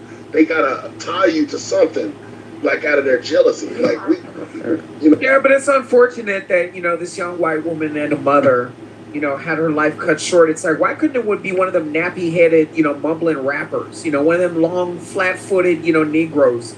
Just with the head going in 5 different directions and a bunch of baby mama and bastards all over the place. It's like, why could we cut a life like that short? Sucking up resources on a government dime as opposed to this young white woman that just had a baby. I mean, it's very sad. People don't respond to that. Black people on stage don't respond to that. Let him have it. So how recently did she just have a baby? Was it like a year? Dr. Adams, don't be here. Let me console you. Don't be so sad a white actress guy. She actually is such a good actress. She's not really dead. Oh, that's not funny. Moose, come on, you can do better than that. Because everything he just said about black actresses is hilarious. No, I don't think that. I mean, I didn't. Notice whenever Dr. talked, my conscience already said don't respond to it. So I'm not responding exactly to what she said. But I thought it was ironic. Whoever said don't respond, I was like, I felt it every fiber in my being told me like Don't respond. that was the wackest thing I've ever seen from any human. No, yeah, Young, don't respond. Young, don't respond. Don't I'm just don't telling. I'm saying I agree with you so much. Yeah, don't I give thought it me was the air. That's right. Listen to your boss. We know the women lead in your ilk. Don't. We know the women lead in your ilk. Yeah, she stood for a lot of people though. I mean, like, what do you call it? Bring It On, All or Nothing. Yeah. Remember the Titans? You know what I mean? Like she was very cultural. Like she didn't have no fear. And even as the member of the Titans, she was a badass in that moment when she was a little kid. And Heroes, And I just, wasn't Heroes? Yeah, right. Fact. Yeah. And then she was on okay, I'm like just showing my age. One Life to Live. You know those soap operas back in the day? Yes, I heard of that. Yep. I did not know you. That's crazy. Those days. That's These crazy. are the days of our lives. Yo, you know, and is it Andy or Ann? Ann. Okay, and you know what's crazy? I used to always make fun of those shows a little bit in a sense, but I watched them though, because Grandma, she always had us watching them. But you know what I'm saying? But with that glass, like notice everything was dreamy. Yeah. Like the glass was always shining. That was back. Yeah, definitely. You remember those two twins? They were like old guys. They had white hair. Can't remember their names. I think it was The Days of Our Life, All My Children. I think it was that one. All My Children. Oh my God. I love it. Love it. Not gonna lie, us 80s babies, we had a really awesome childhood, for sure. I wouldn't trade it for the world. I wasn't in the 80s, but I envy anybody in here that was 80s. I look at their days, like, you know, Full House and stuff. Mm-hmm. My God, man. I remember coming to the earth, seeing my brothers, and seeing the clothes that they wore and looking at the videos. I was like, oh my God, this is a dream. And hearing their music, y'all's music, oh my God, bro. Like y'all walked out of heaven, like, I don't know. The music in the 80s was great. Like, and I feel like the 90s, though, I really wasn't into that, like, grunge. It seemed like very emo music. Do you know what I'm talking about? That era was, like, depressing or something. Well, I liked it because that's all I knew, you know what I'm saying? But it would definitely, that was a good description, too. Wait, do we end the Obama conversation? Oh, you still want to talk about that? Definitely. Why not? That's a waste of time talking about weapons. We got a lot of this. We have to admit that Obamacare was absolutely awful, right? I mean, here we are again now 20 years later. This is what the modern day Democrats do, is they create this stir, a lot of like, we're going to save the world, and then it falls flat and people make excuses for why it doesn't work out, and they say, well, we just didn't go far enough. We didn't do enough. Isn't that what Chaya said? I think the devil is in it. To be more critical is that when we vote every 4 years, sometimes shit like that, the parties that we put in office all let us down. They all let us down. We're being controlled by 1% of our population, and we've been controlled by a very long time. And so you have all these presidents and all these Democratic politicians and all these Republican politicians who are being bought in the lobbying system that routinely tell us a story during the campaign and routinely let us down when they're in office. That's just across the board. And the uniqueness about Obama's presidency is, even though that's already a hard pill to swallow, that you get into a presidency and you have this idea and you want to make change and shit, you have this stubborn Democratic and Republican Party that are being sold off by the 1%. Here's Obama, who's a black man, and they don't want, and he said it, he's the only president who said this in his first inauguration. They're playing games with me. Every proposal that I put in their face, they won't even read. That is, quote unquote, what he said in his first inauguration. So he's got an uphill battle to climb on a hill that's already impossible to climb. Was it because he was black? He had the uphill? I will say this. I will say this: no other president has said that. No other president's inauguration starts off with okay. So then, does every president that has ever been president face pushback in politics? We're not talking about pushback. So not only are we not they all push. They all face pushback, right? But yeah. So you're agreeing with me. I'm just saying. I'm just saying. Obama's. It wasn't because he was black. Okay. So what I'm going to do is I'm going to take black. So I didn't say black. I said Obama. I didn't say black. Obama. What I said was he told us, because I'm an old lady and I've gone through many presidencies, but I don't remember any president saying the things that he has said about his cabinet or the people he was facing. But my bigger point is not his particular climb, because his particular climb was a lot steeper than other presidents. What my point was is that it's both the Democrat and Republican Party. You can't say we put all Republicans in there and we get what we want. If we put all the Democrats in there, we get what we want. And history has proven that none of that is true. That's not true. Come on after that.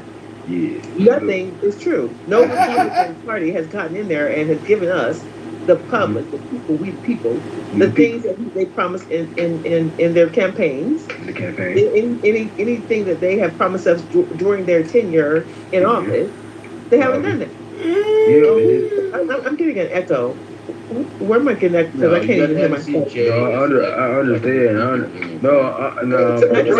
I'm agreeing. No, I'm agreeing with what you're saying. I just want to finish without Trump said he was going to shut down the But I just want to finish. I just want to finish without the echo. Look, my fault. I was just agreeing with what you were saying. Yeah, Trump said he was going to shut down the border. He shut down the border. How? Trump said he was going to do tariffs. He did tariffs. But can I finish Trump without said interrupting? He was going to get rid of training shit. He got rid of training shit. Can I finish without interrupting? Trump said no new wars. Trump said no Y'all new niggas wars. got diseases in y'all brains, boy. 3 out of 4. Chaya, please finish. Go ahead. Just let this. Yeah. I want that. So what I have decided in this room is to just not make too many waves. Y'all want to hear what I have to say. Y'all I do. I won't fight it. I just won't fight it. I'm just my point. Even let's look at right now. America's all campaigning around the midterms.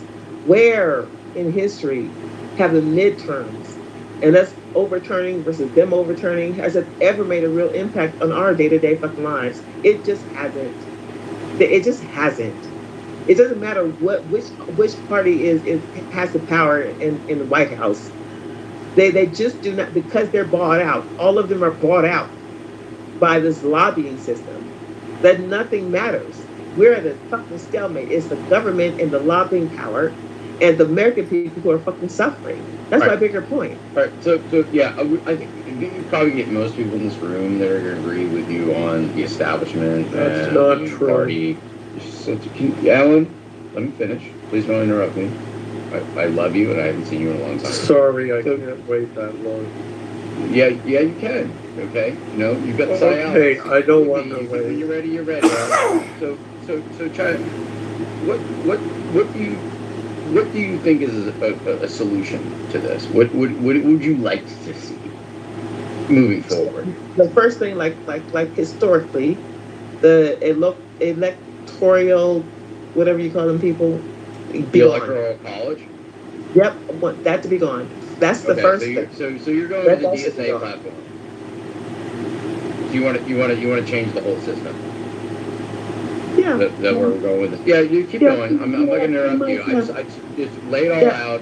The answer is yes. Did you hear me? Yeah, the answer is yes. The electoral college needs to be gone. That's first off. Like everybody has said that my entire life.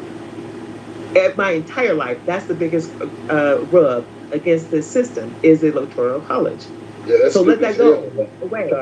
Hold on. Because you monologue a lot. So when you make like bold statements like that, it incites where people want to respond. So Chaya, ultimately you want to take away the rights of states and just lump it all into a system where every vote, regardless of where they're from or if they're legal or not, counts, right? And states don't matter. So it's funny you said illegal or not. You get rid of the electoral. That's true, right? No, I don't know that part. That's not. Well, no, we know very well. We know very well. Are you familiar with? But that's not my part. What do you That's mean? Not, when I vote or when I register to vote as an American citizen, I expect the system to understand who's American, who can vote and who can't vote. That's not my problem. That's another problem. Because when I vote, I know the process. I know that I. You're just topping out, though, child. Are you confident? Hold on. Are you confident that the election system is adequate? That the only votes that are counting are American citizens? Just like I am confident that my phone is not being scammed right now because there are a whole lot of systems in place for my phone not to be scammed. It's not that my phone cannot be scammed, but there are a lot of systems in place to try to make sure that I can have a conversation with y'all without anything without being scammed. There's systems in place to protect some shit. And so I think there's systems in place to protect that the vote in the United States is coming from a United States citizen. I don't worry about that. If your systems are not in place or your systems are fucked up in some way that you let people who are not American citizens vote, you need to solve that fucking problem. That is not my fucking problem. That's not just because we machine gun them at the border. My problem. If you asked hold on, Chaya. You answered the question. The issue is if you dismiss the Electoral College, then it does become everyone's problem if another state has illegal votes or not. Because and they need to and the powers that be need to solve their security issues. That's not the problem. The problem is hold on. No, but it becomes your problem. Do you agree? It becomes your problem if we start counting all votes not according to per state, but as a nation, it all gets lumped into the same pot. Then it would be then it would matter to me being in the state of Alabama how the state of California or the state of Minnesota runs their elections. Would you agree? The question you asked me is not relevant. For me, as a person, relevant. Hold on. What do you mean it's not relevant? Yeah, I mean, logically speaking. She doesn't understand the question. The question you don't understand my answer. Hold on. Do you No, it's not. You didn't give an answer. Do you understand the question I'm asking? So there's two parts. If you had to change anything, what would you change? I said that's my first. That's what I get. And we got that. The second, okay, so that was actually the only answer. The second thing you're bringing to me. So if you change, so then you answered. The second topic you're bringing to me. Hold on, Chaya. So we can be clear. Then you answered. However, so if we dismiss the Electoral College, that right now that lumps our votes into per state, and our states count as a point system. That would then mean all of our votes would count. Not one vote, one person would count nationwide, and all votes would be counted nationwide. Do you agree? Can we agree on what you mean when you say get rid of the Electoral College? It would be a popular vote. Do you agree on that? Yes. Okay. Okay, so we agree on that definition. Great. Joe, let me interrupt you. Let her steel man before she wants to cancel the Electoral College. Let her defend why the Electoral College exists in the first place. James, why do you keep enabling Chaya to speak? Are you like her wing person? No. I'm just. Yeah, you are. Exactly what she did in 15 minutes. I fell asleep. I woke up, and then she was done, and then you asked her another question. Right. So just ask her out on a date, okay? Make sure I'm probably unlike you, but anyways. So. Oh my God! You know, I don't worry, it's going to end Yeah, up in I the know you first. wanted to speak, but you know, falling asleep, I'm waking up, I'm falling I think asleep, this is a I'm waking productive up. conversation, You Alan. know, there's Oh, no it's conversation. This is So, hold on, if she wants to cancel it, then she has to defend it. Hold on. I got her to agree on what the definition would be if we got rid of the electoral college. Without understanding now, try it.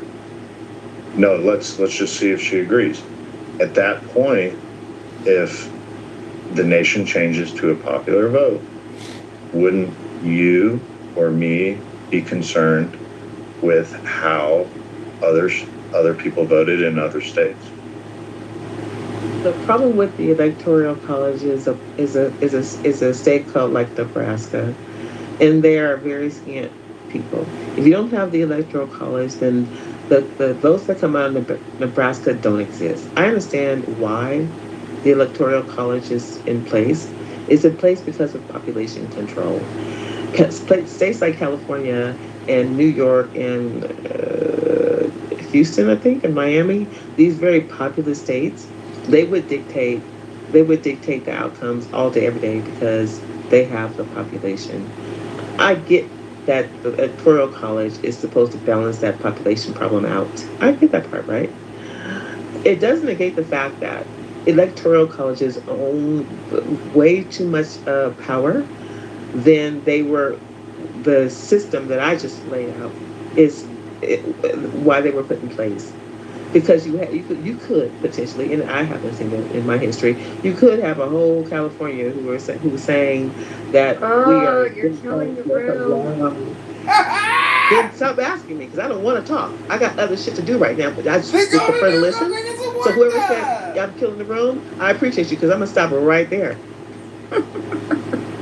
Let's go to James. James, can you steel man why the electoral college was put in place in the first place? She did it already. It was by population.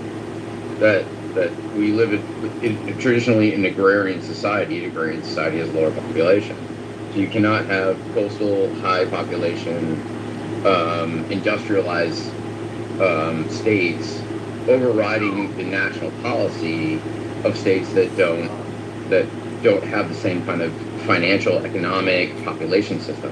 It was like that was the whole point of it. So it's all in the Federalist Papers. You know yeah, what I mean? but there was more to it. Literally, in the Federalist Papers, it literally says the way to contain cheating from specific states. So, say a state like New York registers a bunch of illegals to vote in their election. I'm pretty sure this isn't in the Federalist Paper, but go ahead. It is used as a regulation against states from cheating. That is in the Federalist Paper. You're not familiar with that, Jim? That I don't think that was in there, but I'll believe you. So go ahead. So it's intended to put a cap on states because you have to think at that period of time they didn't. Each state had the right of how they were going to choose their electors. Okay, yeah, I follow you now. Technically speaking, a state does not have to have a popular vote for their state, right? A state could decide, hey, we're only going to allow our state legislature to choose. See what happened in Jersey. Yeah, well, that's just how the history of our country is. So it was left for each state to determine who they were going to vote for the president, and that would be a way to regulate and not allow a state to run away with the power. Yes, today you look at it as population because we all just kind of accept that the popular vote in my state is how we elect the president. Technically, it wasn't intended that way from the first place. It was just left up to the determinations of states. Now, they've tricked us all into believing that the collection of votes of my state is what selects the electoral college slate from the state, but it's not. It's still the state legislature. Like the state legislature is still what appoints the slate. Their only job is to certify votes and collect them. Their only job is regulation. So their only job. They're not swaying anything. Their only job is to collect them and regulate. They do. I think that they do sway things because how does Hillary Clinton lose? And I agree. I think that's the issue with electoral college is that they can be influenced by politics. That's the problem. So I agree. But their main focus in the very beginning, which was the original question, the only job is to regulate and certify votes. And how they're being bought out is the crux of my problem. I appreciate the population leveling is when they can be bought out, despite what their state, how they have their state votes, is the crux for me. So we need to get rid of it because they're also bought. Buying them, right? Politicians, let's see, mega corporations, people with influence, who pay the highest taxes to that municipality. So sitting politicians cannot be part of the electoral college slate. Influence. They are party representatives. So just so we're familiar with how it actually works in real life, is that each state the parties of each state, so the Democrats will select a slate, and that will largely be large donors or party representatives of that party. So the Democrats will select a slate, and the Republicans will select a slate, and then the state legislature chooses which slate actually issues the votes for president based upon how that state voted in their popular vote. Yeah, but Joe, was it Virginia or Jersey just said that they were going to go by the national? They were going to override it.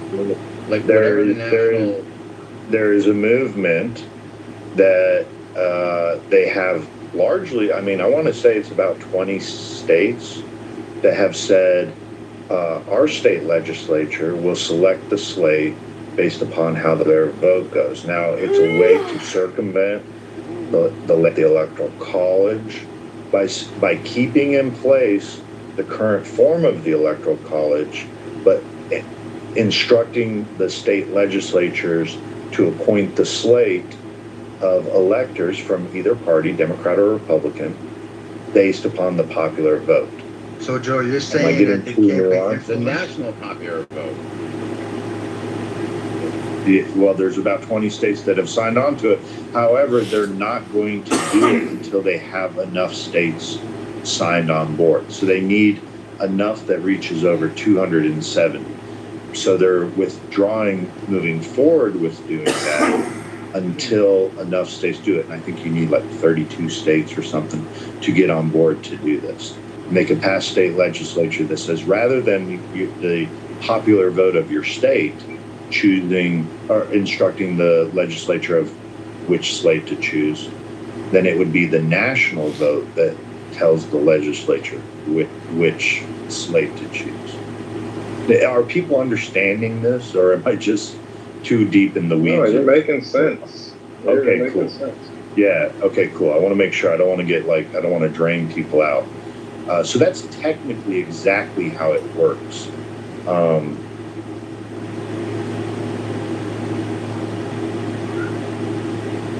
So Chaya... Can I pose a question? Yeah, go ahead, Oscar. Okay, so does that not seem like just like the purpose of it, like whatever you think it is, doesn't it seem like, in effect, a way to dilute the will of the people? What's your position in that regard? Yeah. It would be the will of the people of each state. So technically, I don't know what all states y'all come from. I come from Alabama. Maybe we can get some others to say what state they come from. I'm in Mississippi. All right, Mississippi. So the state of Mississippi, when you guys vote for the president, you're instructing your legislature to appoint a slate based upon who the people and the will of the people of Mississippi have selected to vote for president. Yes, it would circumvent the will of the people of the state of Mississippi if the state of Mississippi changes their law to follow who the national vote would be. And then we would all really ultimately be at the mercy of the media, and the media choosing who the president is, because we know, I mean, what's it take for the CNN or Fox News to just say, well, this person has received the most popular votes, and that's who each state should then appoint their slate on. I get what you're saying. You're against the idea of, California deciding what Mississippi does. And I'm from Mississippi, and I'm a proud Mississippian. And one thing about Mississippi, we didn't get rid of prohibition until a few years ago. So we do our own thing. So I totally kind of understand that perspective on things, but I'm just I don't know, bro. How do we get a situation where we elect Clinton, but we got Trump? You know what I mean? How would you diagnose that situation as far as what everybody wanted was this thing, but then we got this thing? I think you're making the assumption that people actually wanted her. I didn't want her. Okay, just to be clear. I'm just saying. Go ahead. To answer your question, the point is, if we went to a pure popular vote, then the vote for president would always be decided by the large cities. Bro, no. Just to be clear, I understand that. But see, Joe seems to know more. He seems to know in the weeds of everything. And so I'm asking, what's his, prognosis on exactly why it is that, overwhelmingly the country can, lean a particular direction, but then we still, for some reason, end up in a situation where someone's president that didn't get the most votes.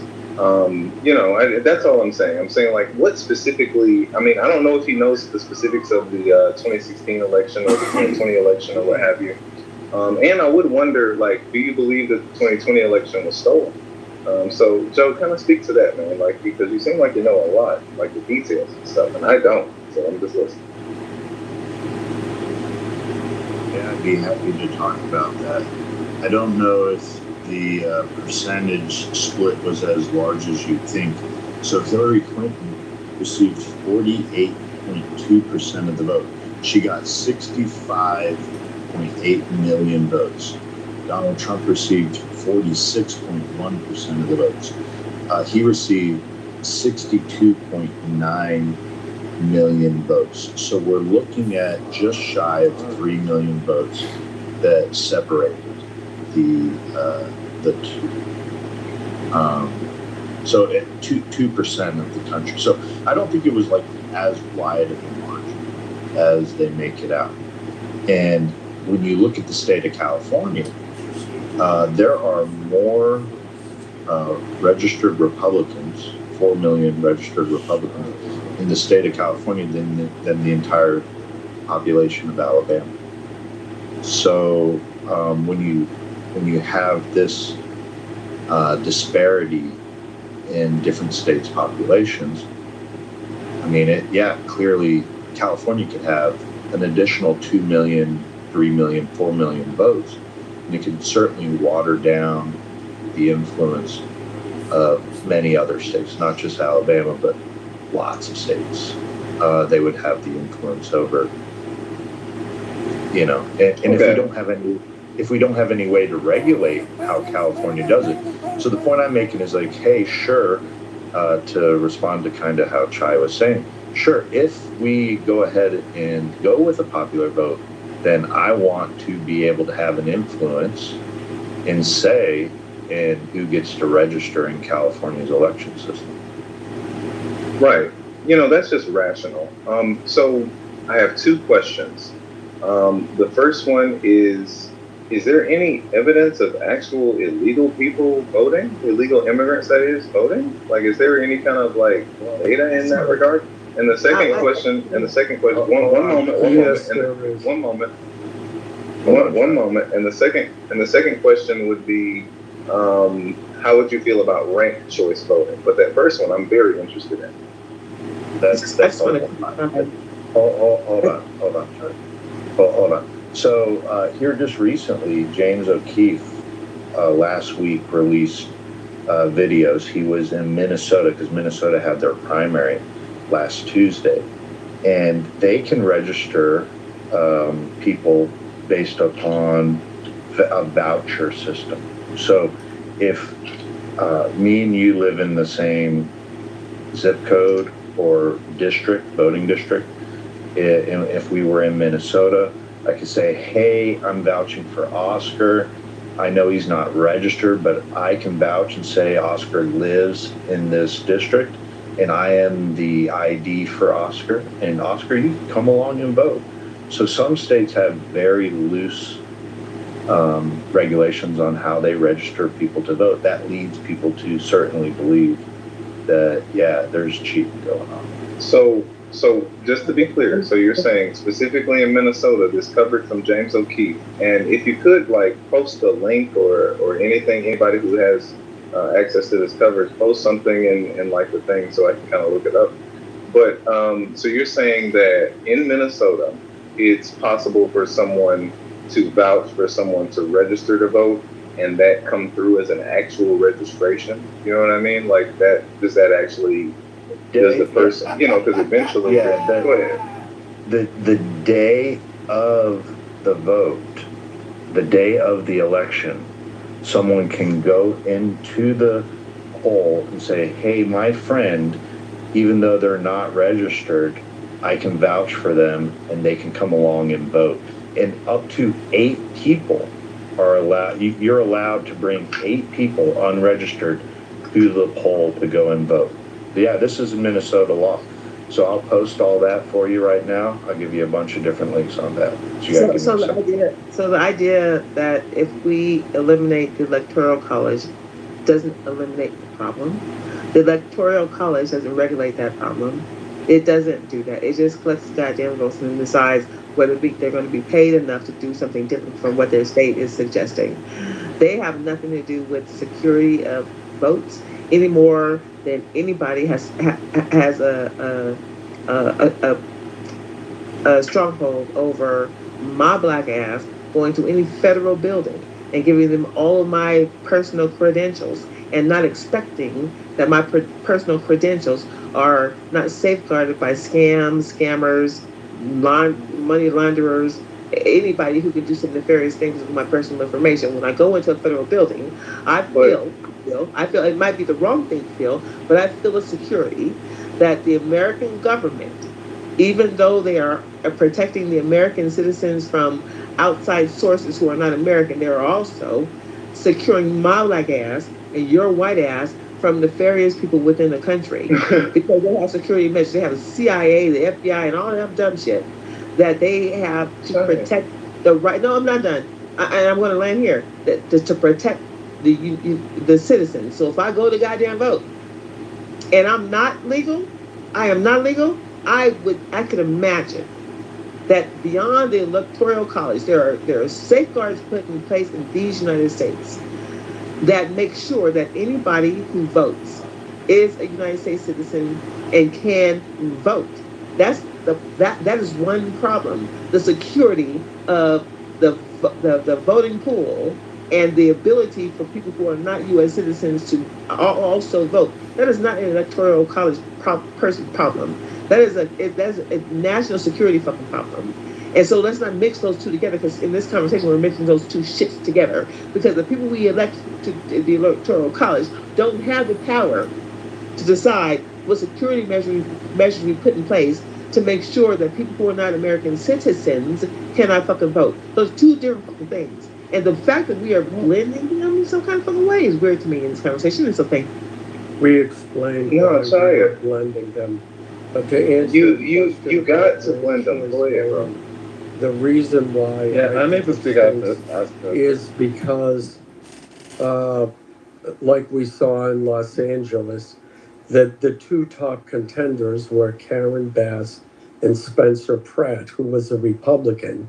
And then at the last minute, what they did in order to eliminate Spencer Pratt from the from the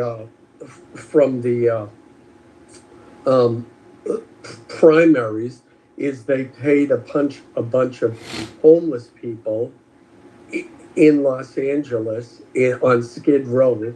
They paid them $1 a piece to vote for the third place, some Indian woman, I forget her name, and miraculously, in the middle of the night, she gained all these votes and advanced to second place in a district that, and she got something like 95% of the votes, which is statistically impossible.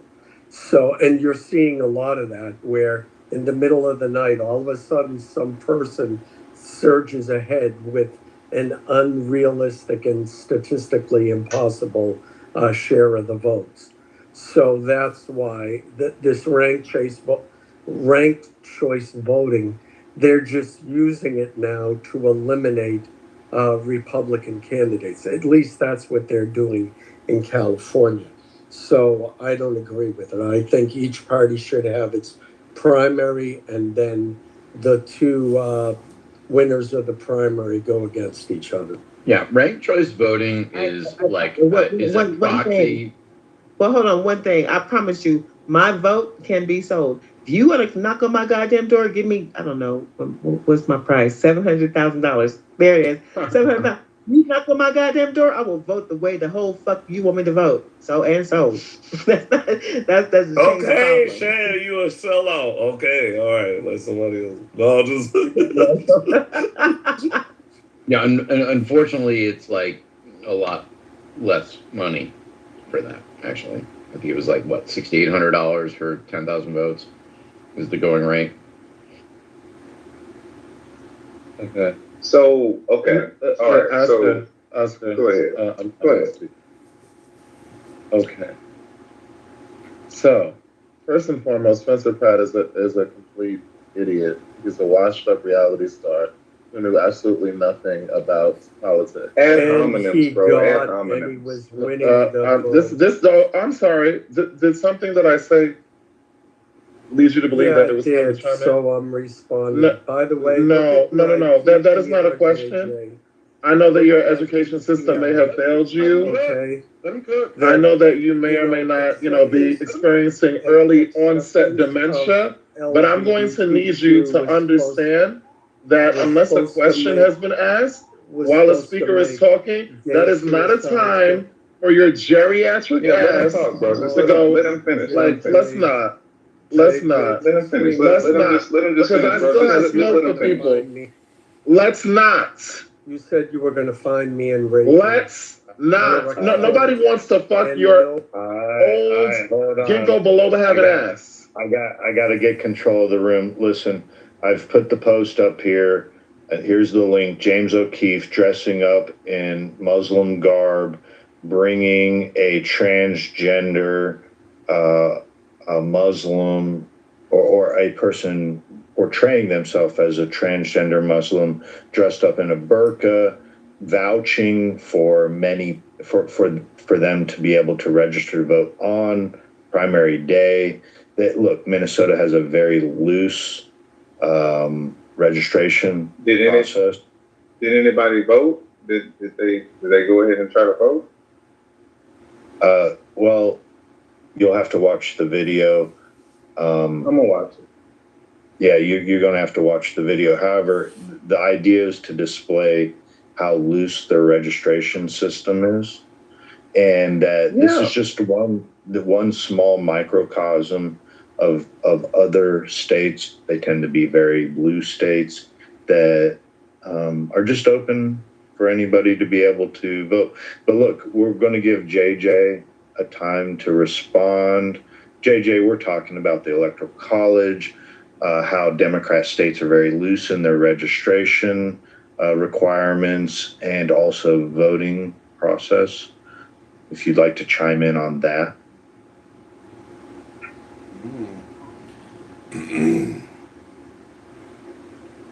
again.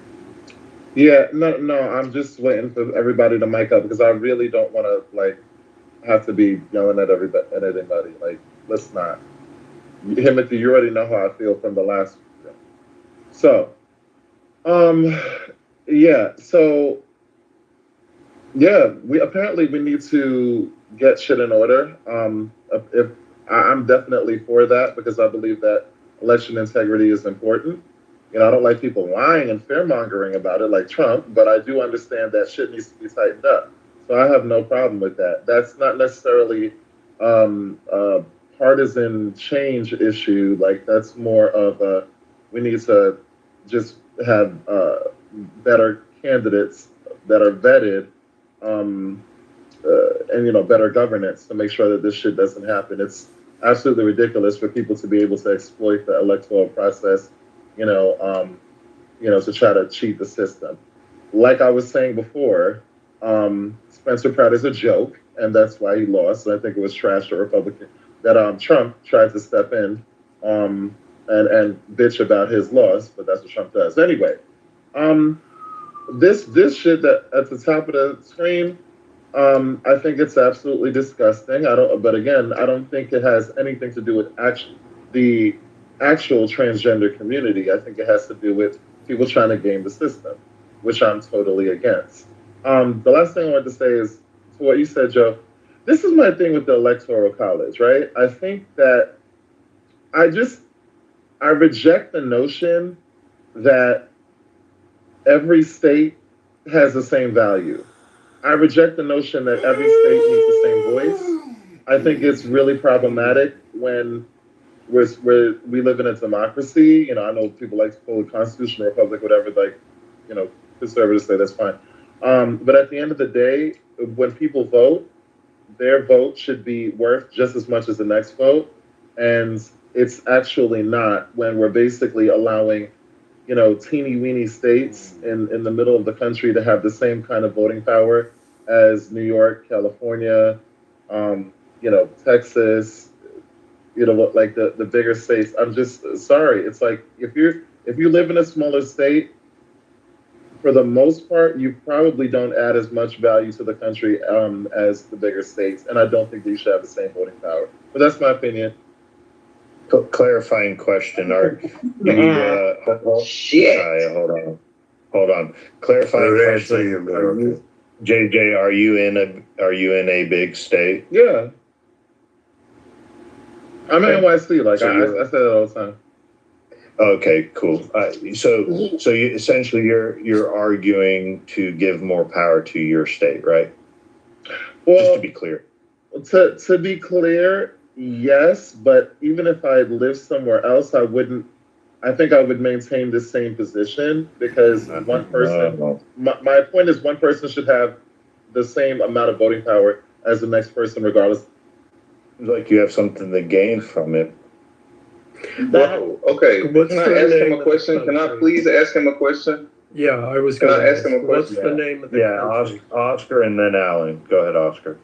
Okay, I appreciate you so much. So Jay, bro, now I don't know, bro. You sound like you're African American. I don't know if you're African American. Okay, so like, bro, imagine.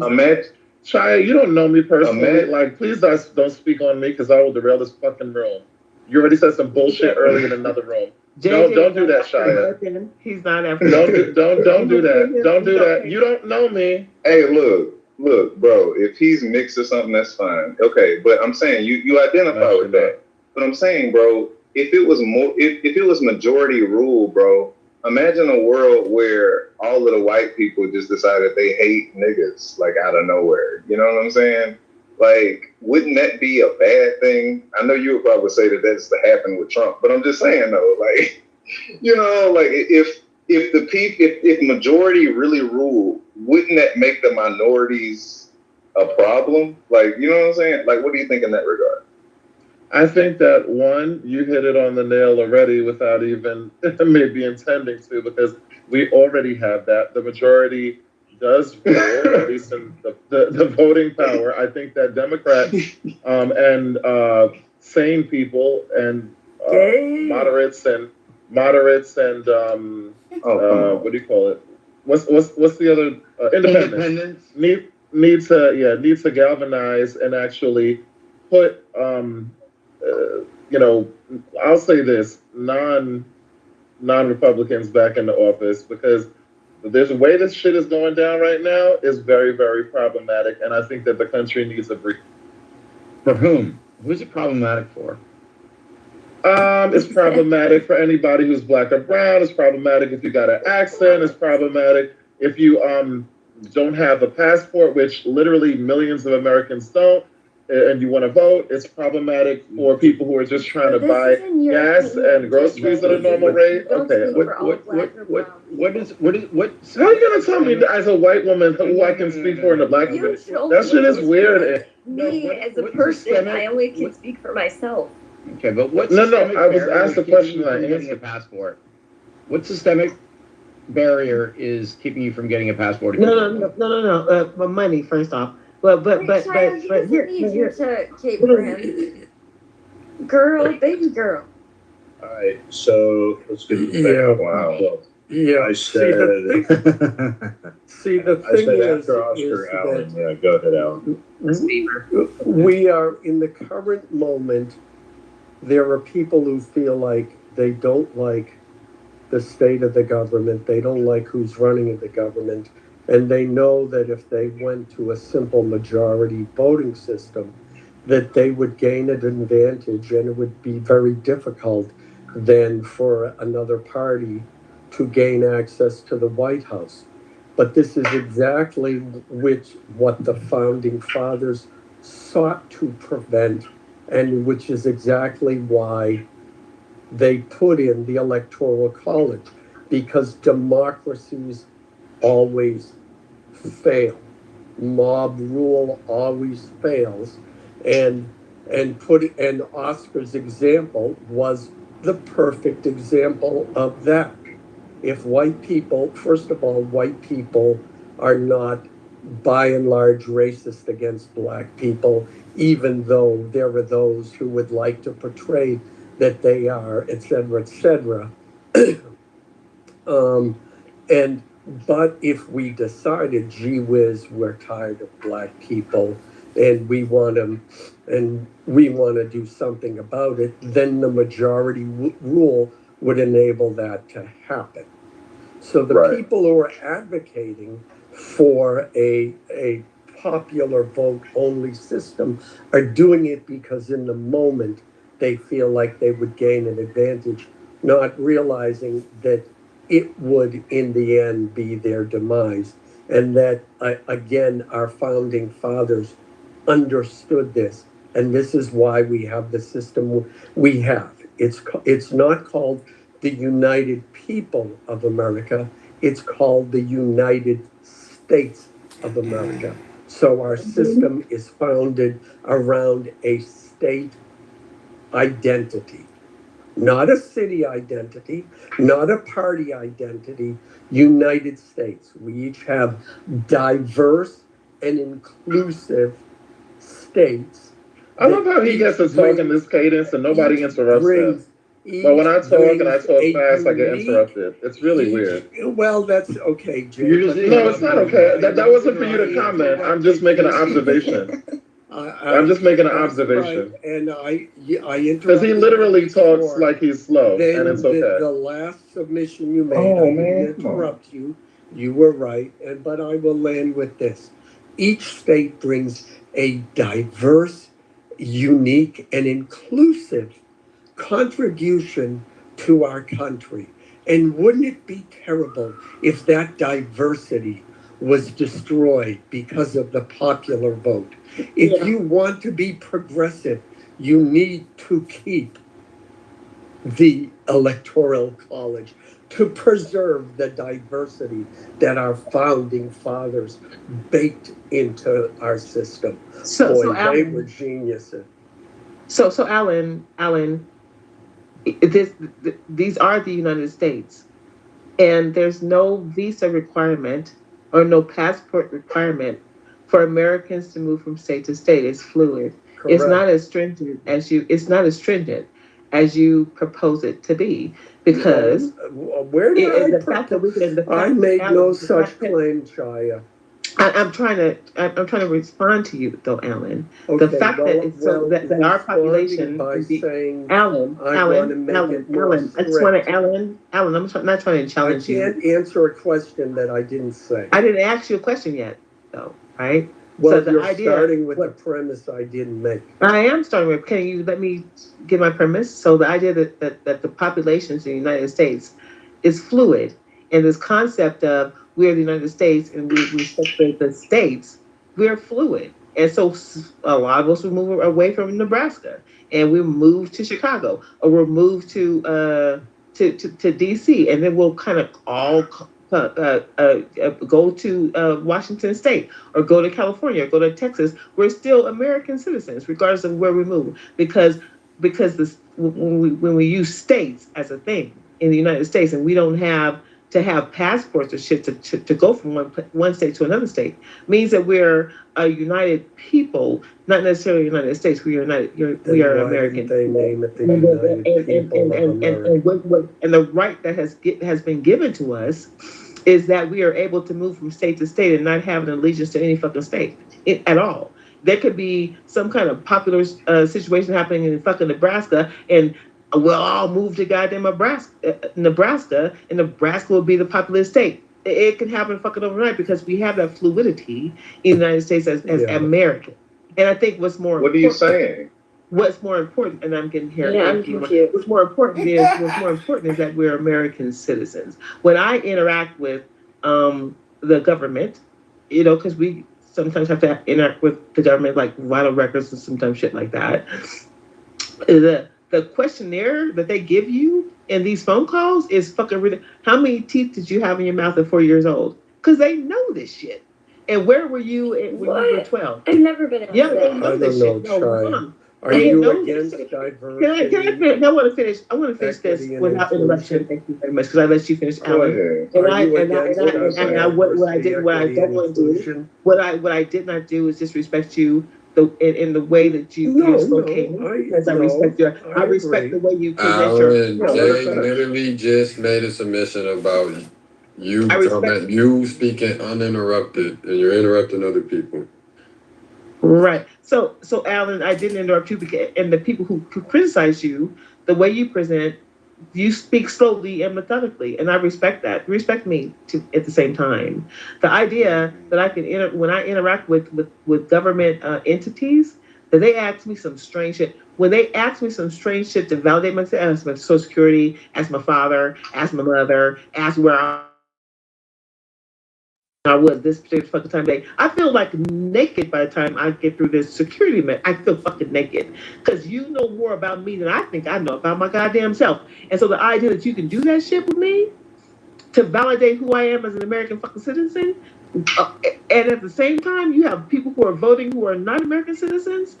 I have no choice to believe that, but to believe that people who are not American citizens who are voting, someone's allowing that shit because of the scrutiny that I get from the American the systems, the agencies I interact with, that they know too fucking much about me. I didn't even fucking remember about my goddamn self.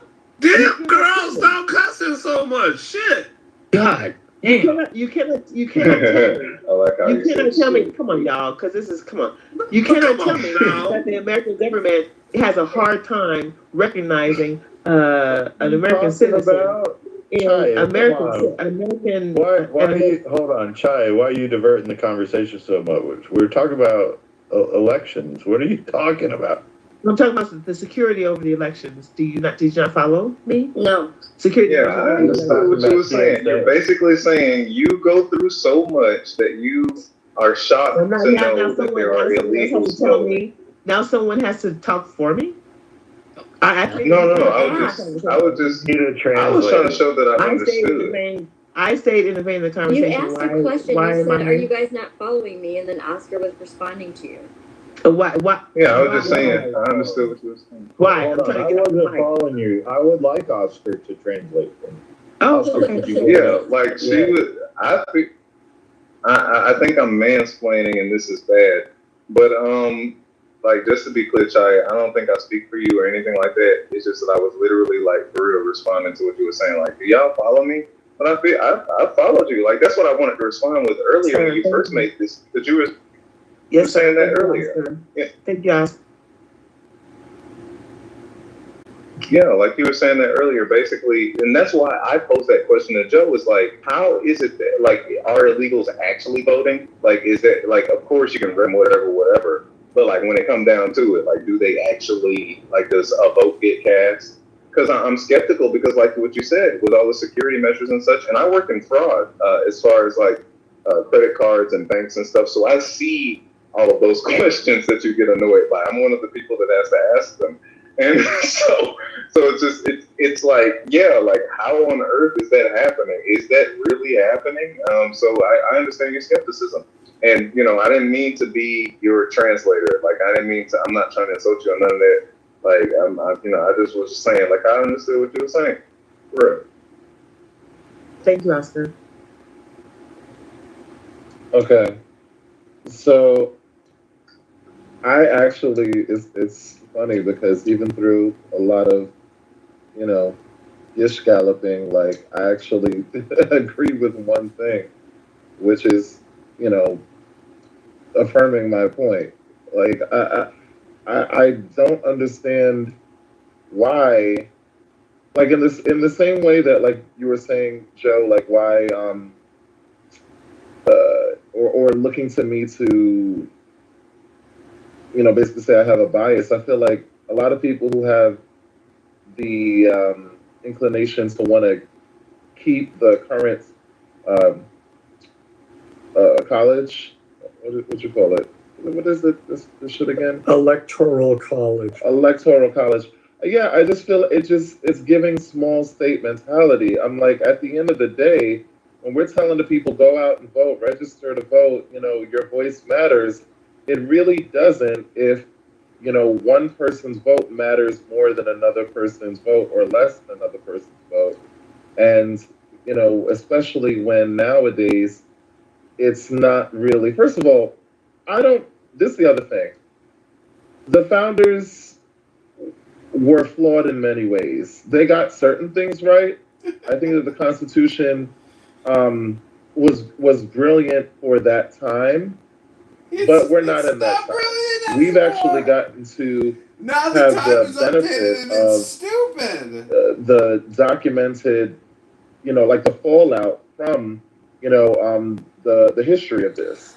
We've gotten to witness the problems, the holes, the porousness of this document, and when you're not actually, when things are not, solidly founded in a lot of different areas, then it just can be like a complete shit show.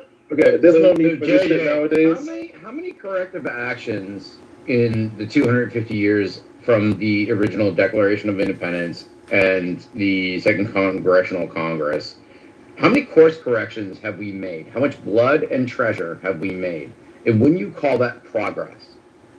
Yeah. I'm not saying that there hasn't been progress. What I'm saying is specifically when it comes to the electoral process and the fact that there's a lot of other things that the Constitution didn't get completely right. I just Such don't look as, to this document. For example, what didn't they get right? Okay, James. I'm speaking right now. No, I want to. Let that be. Let that be. Because you're just making. No. Let that be. Let that be. Let that be your last motherfucking interruption. You can answer the question. Let that be your last fucking interruption. You're not a fucking mob. What the fuck is wrong with you? Nothing is. It's wrong. giving effeminate. Like, relax. Say your shit after when I'm done. Yes, because you have you, or maybe just petulant child, like combination of both. Maybe you're trans. I don't know. Relax. Take a hormone. Relax. All right, you're trans. It's no. Well, actually, no. I'm a woman. So yeah, respect my pronouns. You're a trans woman. No, just a woman. No, you're a trans woman. Okay. All right. Well, yeah. I aspire to be just like your PTR. Now, yeah. the electoral college shit, there's no need for it anymore. And the point that I was making, maybe a little bit clumsily, is that the 4,000.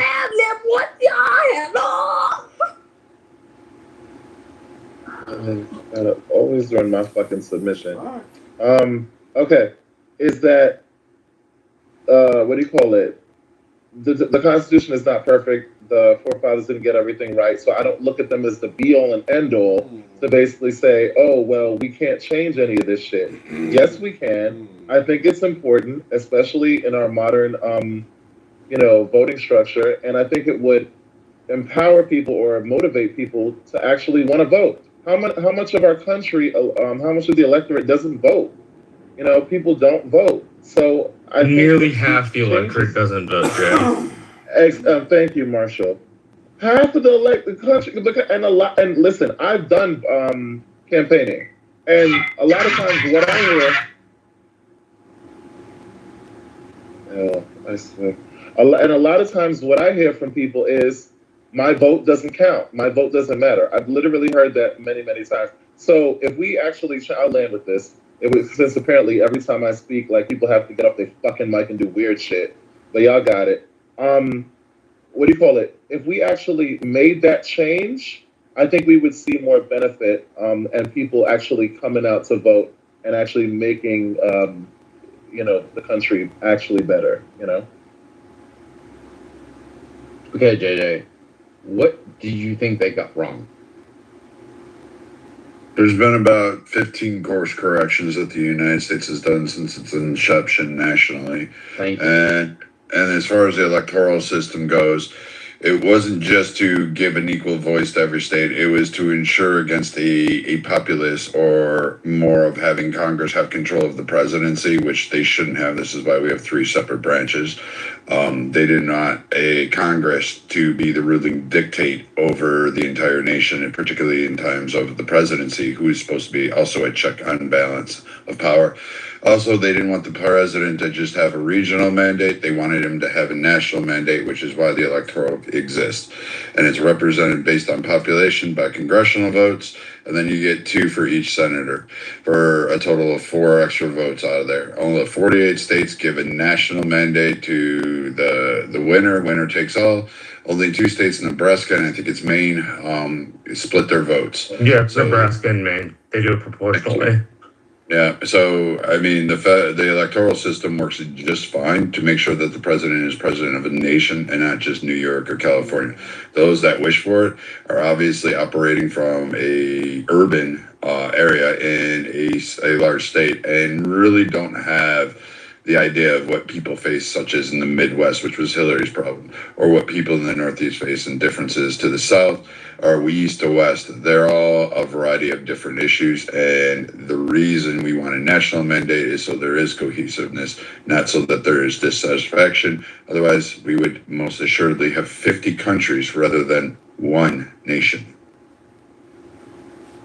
So thank you for that. But Jay, let me ask you, give me 1 second. What do you think that they got wrong? What would you like to change? What is the founding failure? What would you like to see changed?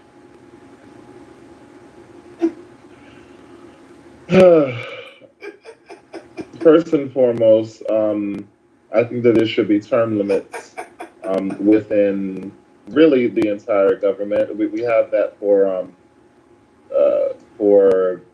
what do you call it, for presidents.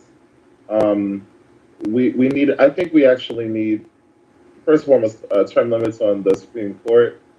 I think that. Why? Wait. Let me interrupt you for a second. Historically, and this is across the entire political spectrum, the Supreme Court is moderated more to our foundation documents, and this includes Ruth Bader Ginsburg. Like, there's a reason why they don't have term limits, because they keep going back to the original document, and over time, they become more originalist. So that's the story. No, the reason they don't have term limits is because in England during the colonial period, the king could get rid of justices at any point in time, which is why our justices serve at good behavior. Right. But what I'm saying is historically they've become more originalist, and it's a career thing. It's a them returning to the document, and that's why it's a third branch. So why would you want JJ to have less experienced justices on the Supreme Court? Less experience? What are you talking about experience? I'm talking about a term limit. Yes, why would you want term limit for Supreme Court justices? Because you should, first of all, the ruling on your first case should be just as good as the ruling on your last case. Like, I don't think these people, well, first and foremost, for me, the Supreme Court justices should already be judges who made rulings, who understand how rulings work, and who are able to stand by each and every ruling because there's such a significance of it. It's the highest court in the land. So I don't think that's something that you need to work your way into. No, you should come ready to go from day one and be able to stand behind each and every ruling that you make. And if you can't do that, then that's a problem. And we're seeing some of that now. Well, so let me ask you this. Do you think someone at the age of 30 has the same viewpoint on the law and the understanding of the legal system and the foundation documents of the country as someone that is 50 years old, who has been sitting on the bench for 25 years? Who is this fucking retard? I think that you're making a you're trying to make a gotcha question, and it's not a gotcha question.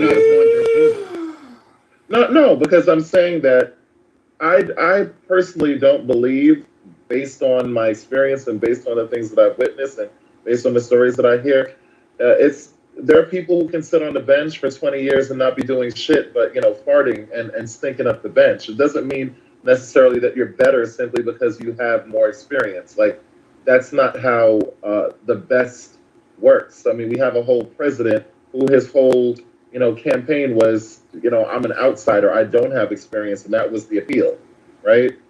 So I just don't buy this whole thing about you need experience. Like, you need education, you need qualifications, but experience, no. Yeah, let me ask you, just give me a range. How old are you? No, I'm not 30s. Yeah, no, 30s. 30s. Okay, fair enough. Okay, and some perspective. Okay, so do you think that your worldview is different at the age of 30 than it was when you were 17? Oh yeah, of course. Okay. Do you think your worldview will be different from the age of 30 to when you're 50? That's a difficult question. Yeah, it is difficult. I have a question for that because I'm old. I'm the oldest person in the room. I doubt it. Oh God. Ask me that question. Ask me that question. We don't want to ask you anything. Yep. Okay. Hold on. We're getting way off. We don't need to be asking people's age. All right, James, you challenged me saying that it wasn't in the Federalist Papers.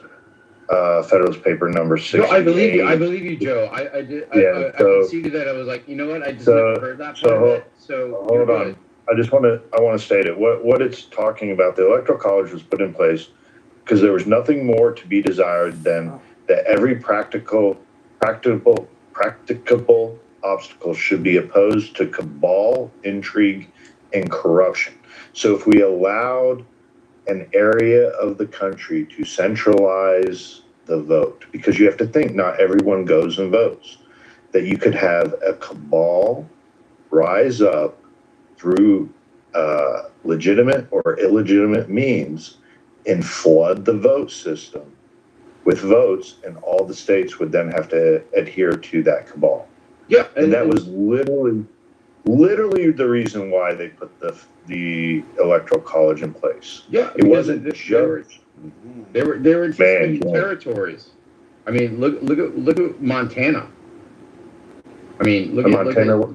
Okay, at the time of the writing, hold on, at the time of the writing of the Federalist Papers and the Constitution, Montana wasn't even I know, but a glimmer in their what I'm eye. saying is that they already saw this because you take like Utah. Utah was almost like its own Utah country. wasn't even a state, wasn't even thought of. I know that, Utah but it's doesn't come around till like What I'm 50 saying, to 100 years later. What I'm saying is they they're- foreshadowed this. No, they foreshadowed human behavior is what they looked at. Yes. They saw how people are, at the desire of power, people are corrupt naturally, and they will do everything for power. And the reason the Electoral College exists is to restrain that desire of corruption. You and I are 100% in agreement on this one.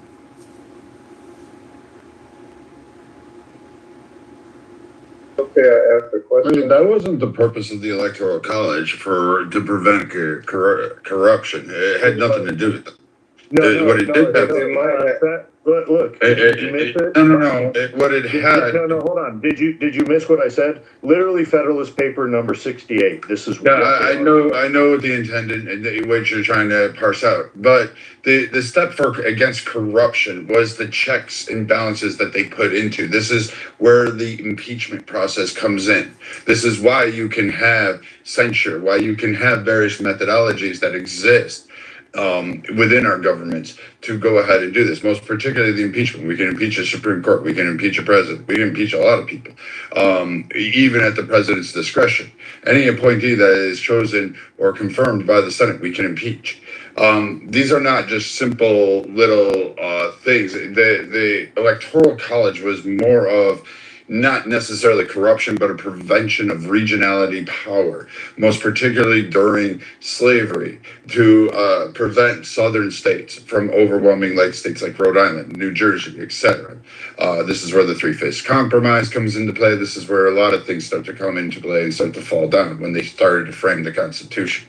But that part was not to ensure against corruption. What it was more along the lines was to ensure that regionality didn't occur, which would have gave power and dominance in one part. Let me respond since you're challenging me. At the time of the writing of the Constitution and the Federalist Papers, which I'm citing here, Federalist Paper number 68, what the founders were afraid of was foreign entities seizing power of our government through the electoral process.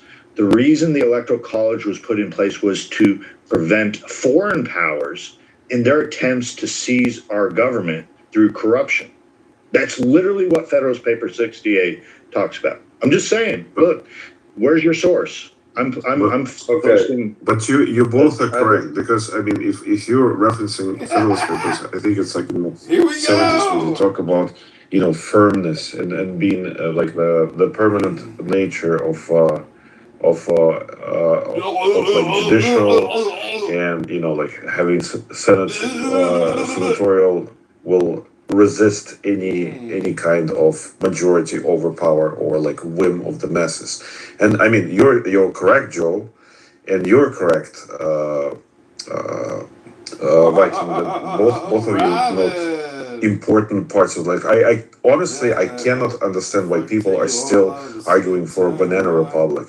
I think it's just because they feel like they are in majority right now, and they're willing to concentrate the power and have tyranny of the masses. Okay. But what they don't realize is, the whims of the fate are very fickle, and as soon as they are in minority and their rights not protected, they're going to be screaming for electoral college again. But isn't that what we actually have right now? Is that not what's going on right now? No, we do not have that. No, it's not. No. That's not. Okay. I just have one question, please. I'm so sorry, JJ. It's just y'all had a whole back and forth. I just want to cheat a little bit. Give me a little bit of taste of this. Joe, I have a question. So, like, everybody in this room who's an American citizen is required to pay taxes. How would you feel about American citizens being required to vote? Like, why? Like, since we're trying to crack down on the illegals and such, like, why don't we just like make it to where every American has to be educated enough? Because like all of the things that you're explaining, like the regular everyday American doesn't understand these things, and part of me thinks that that's by design. Like part of me feels like it's supposed to be confusing to the peasant, so that way, only 50% of us even try to vote, and then when we do, our vote isn't necessarily even represented as far as popular vote is concerned. But hey, who needs that? Because slave owners could own everything. But go ahead. James, I'll make it fast. James, he asked me, but I'll make it real fast and I'll just pass you the mic. That's called compulsory votings. Countries like Australia and Canada already have this. You already answered your own question, because the peasant class doesn't really understand the government. So should we get everyone to vote or face a fine? People will just walk in and vote for Mickey Mouse and shit like that. It's not going to make the population. But why not also require a little bit, instead of like the ad campaign thing that we have now, where basically voting for president is like picking between Coke or Pepsi. Why not have a system where like every voter understands the position of the person? Go ahead. Because that's not practical. No, I'm going to answer this question for me. Hold on, Oscar. No, how do we work? Hold on. Oscar, how do we increase the attention span of the average American from 30 seconds? Well, I'm not really necessarily addressing attention span. But I'm just saying, if people are required to, what I'm saying, if you don't mind, just allow me to finish. Just allow me to finish very quickly. So in the same way that I was required to have a cursory understanding of U.S. history and science and such before I even graduated high school, I think that we can require something like that in basic education. And I think that we could train people. Go ahead. Oscar, I get your point. Ultimately, though, it's at the force of power. So at the end of the day, you're requiring the state to use power to enforce people to have to vote, rather than the knowledgeable people or the people that care about the system doing it on their own accord, doing it by their own will. What if a free American does not want to participate in the system? Don't they have the freedom to choose not to? I believe they do. Yeah. That's a free. I believe. Society. If we require compulsory voting, no longer are we then a free society. Now we have the state that has to use their power to enforce, either through, literally it'd probably be fines. That's what the other country does. But what if it escalated to that we're going to put you in jail if you don't vote? It can become ridiculous to a certain point. The reason really is that what's going on in the states that you mentioned that already do this, or is it ridiculous in Australia? They have fines. Yes, I think they fine. But I'm saying, have they elected a monkey? Have they just elected a gorilla? You know what I mean? But that's what I'm saying, bro.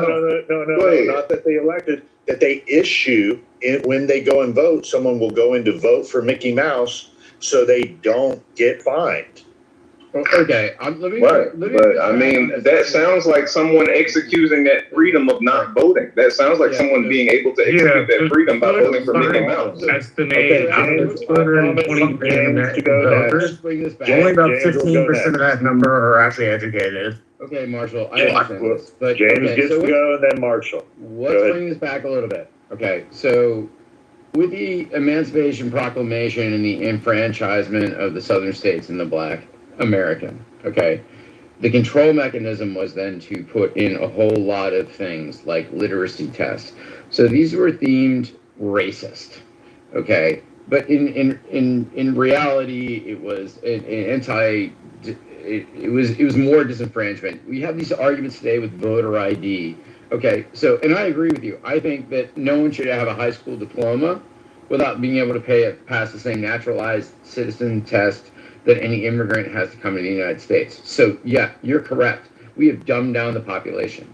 Now, to Joe's point, I do think that if you are a citizen of the United States, it is your civic duty to be required to vote. Now, you can opt out. You can, even Congress gets to vote present. So, but you do have to show up. I think we should have a national holiday. Most of the largest populations, including Brazil, which is like the 5th largest population, they have a national holiday. Everyone's required to vote, and you can vote. You can just show up and do present. But I think everyone, if you are going to demand the rights and privileges of the Constitution and be a stakeholder in this country, then your civic duty is to require to vote, even if you just choose to vote fucking Mickey Mouse in. I don't give a shit. But I think that is part of what you are bought into. It is your birthright. Okay? Now, I'm a big fan of voter ID. I don't think anyone who is not a U.S. citizen should vote in any election. I don't think anyone that hasn't been born here for 3 generations should serve in our legislature, period. Because that's absurd. And so I'll land my plane there. So yeah, I agree with you. But James, if you're going by people citing the Federalist paper, Hamilton himself would argue against you. He considered the majority of the population, well, quite frankly, retarded. Yeah, I know. I've seen this. Yes. Okay. I get it. I mean, he believed that a certain group of people should continue to vote to determine the pathway of it. One of the reasons for the electoral. He's kind of wrong in some of his writings there, but he actually thinks. And he was correct for the time. The majority of the population was illiterate. Most of them didn't live in areas where great community or current events could be held at the hands of their fingertips. They couldn't be educated by TikTok. You couldn't see performatives. You don't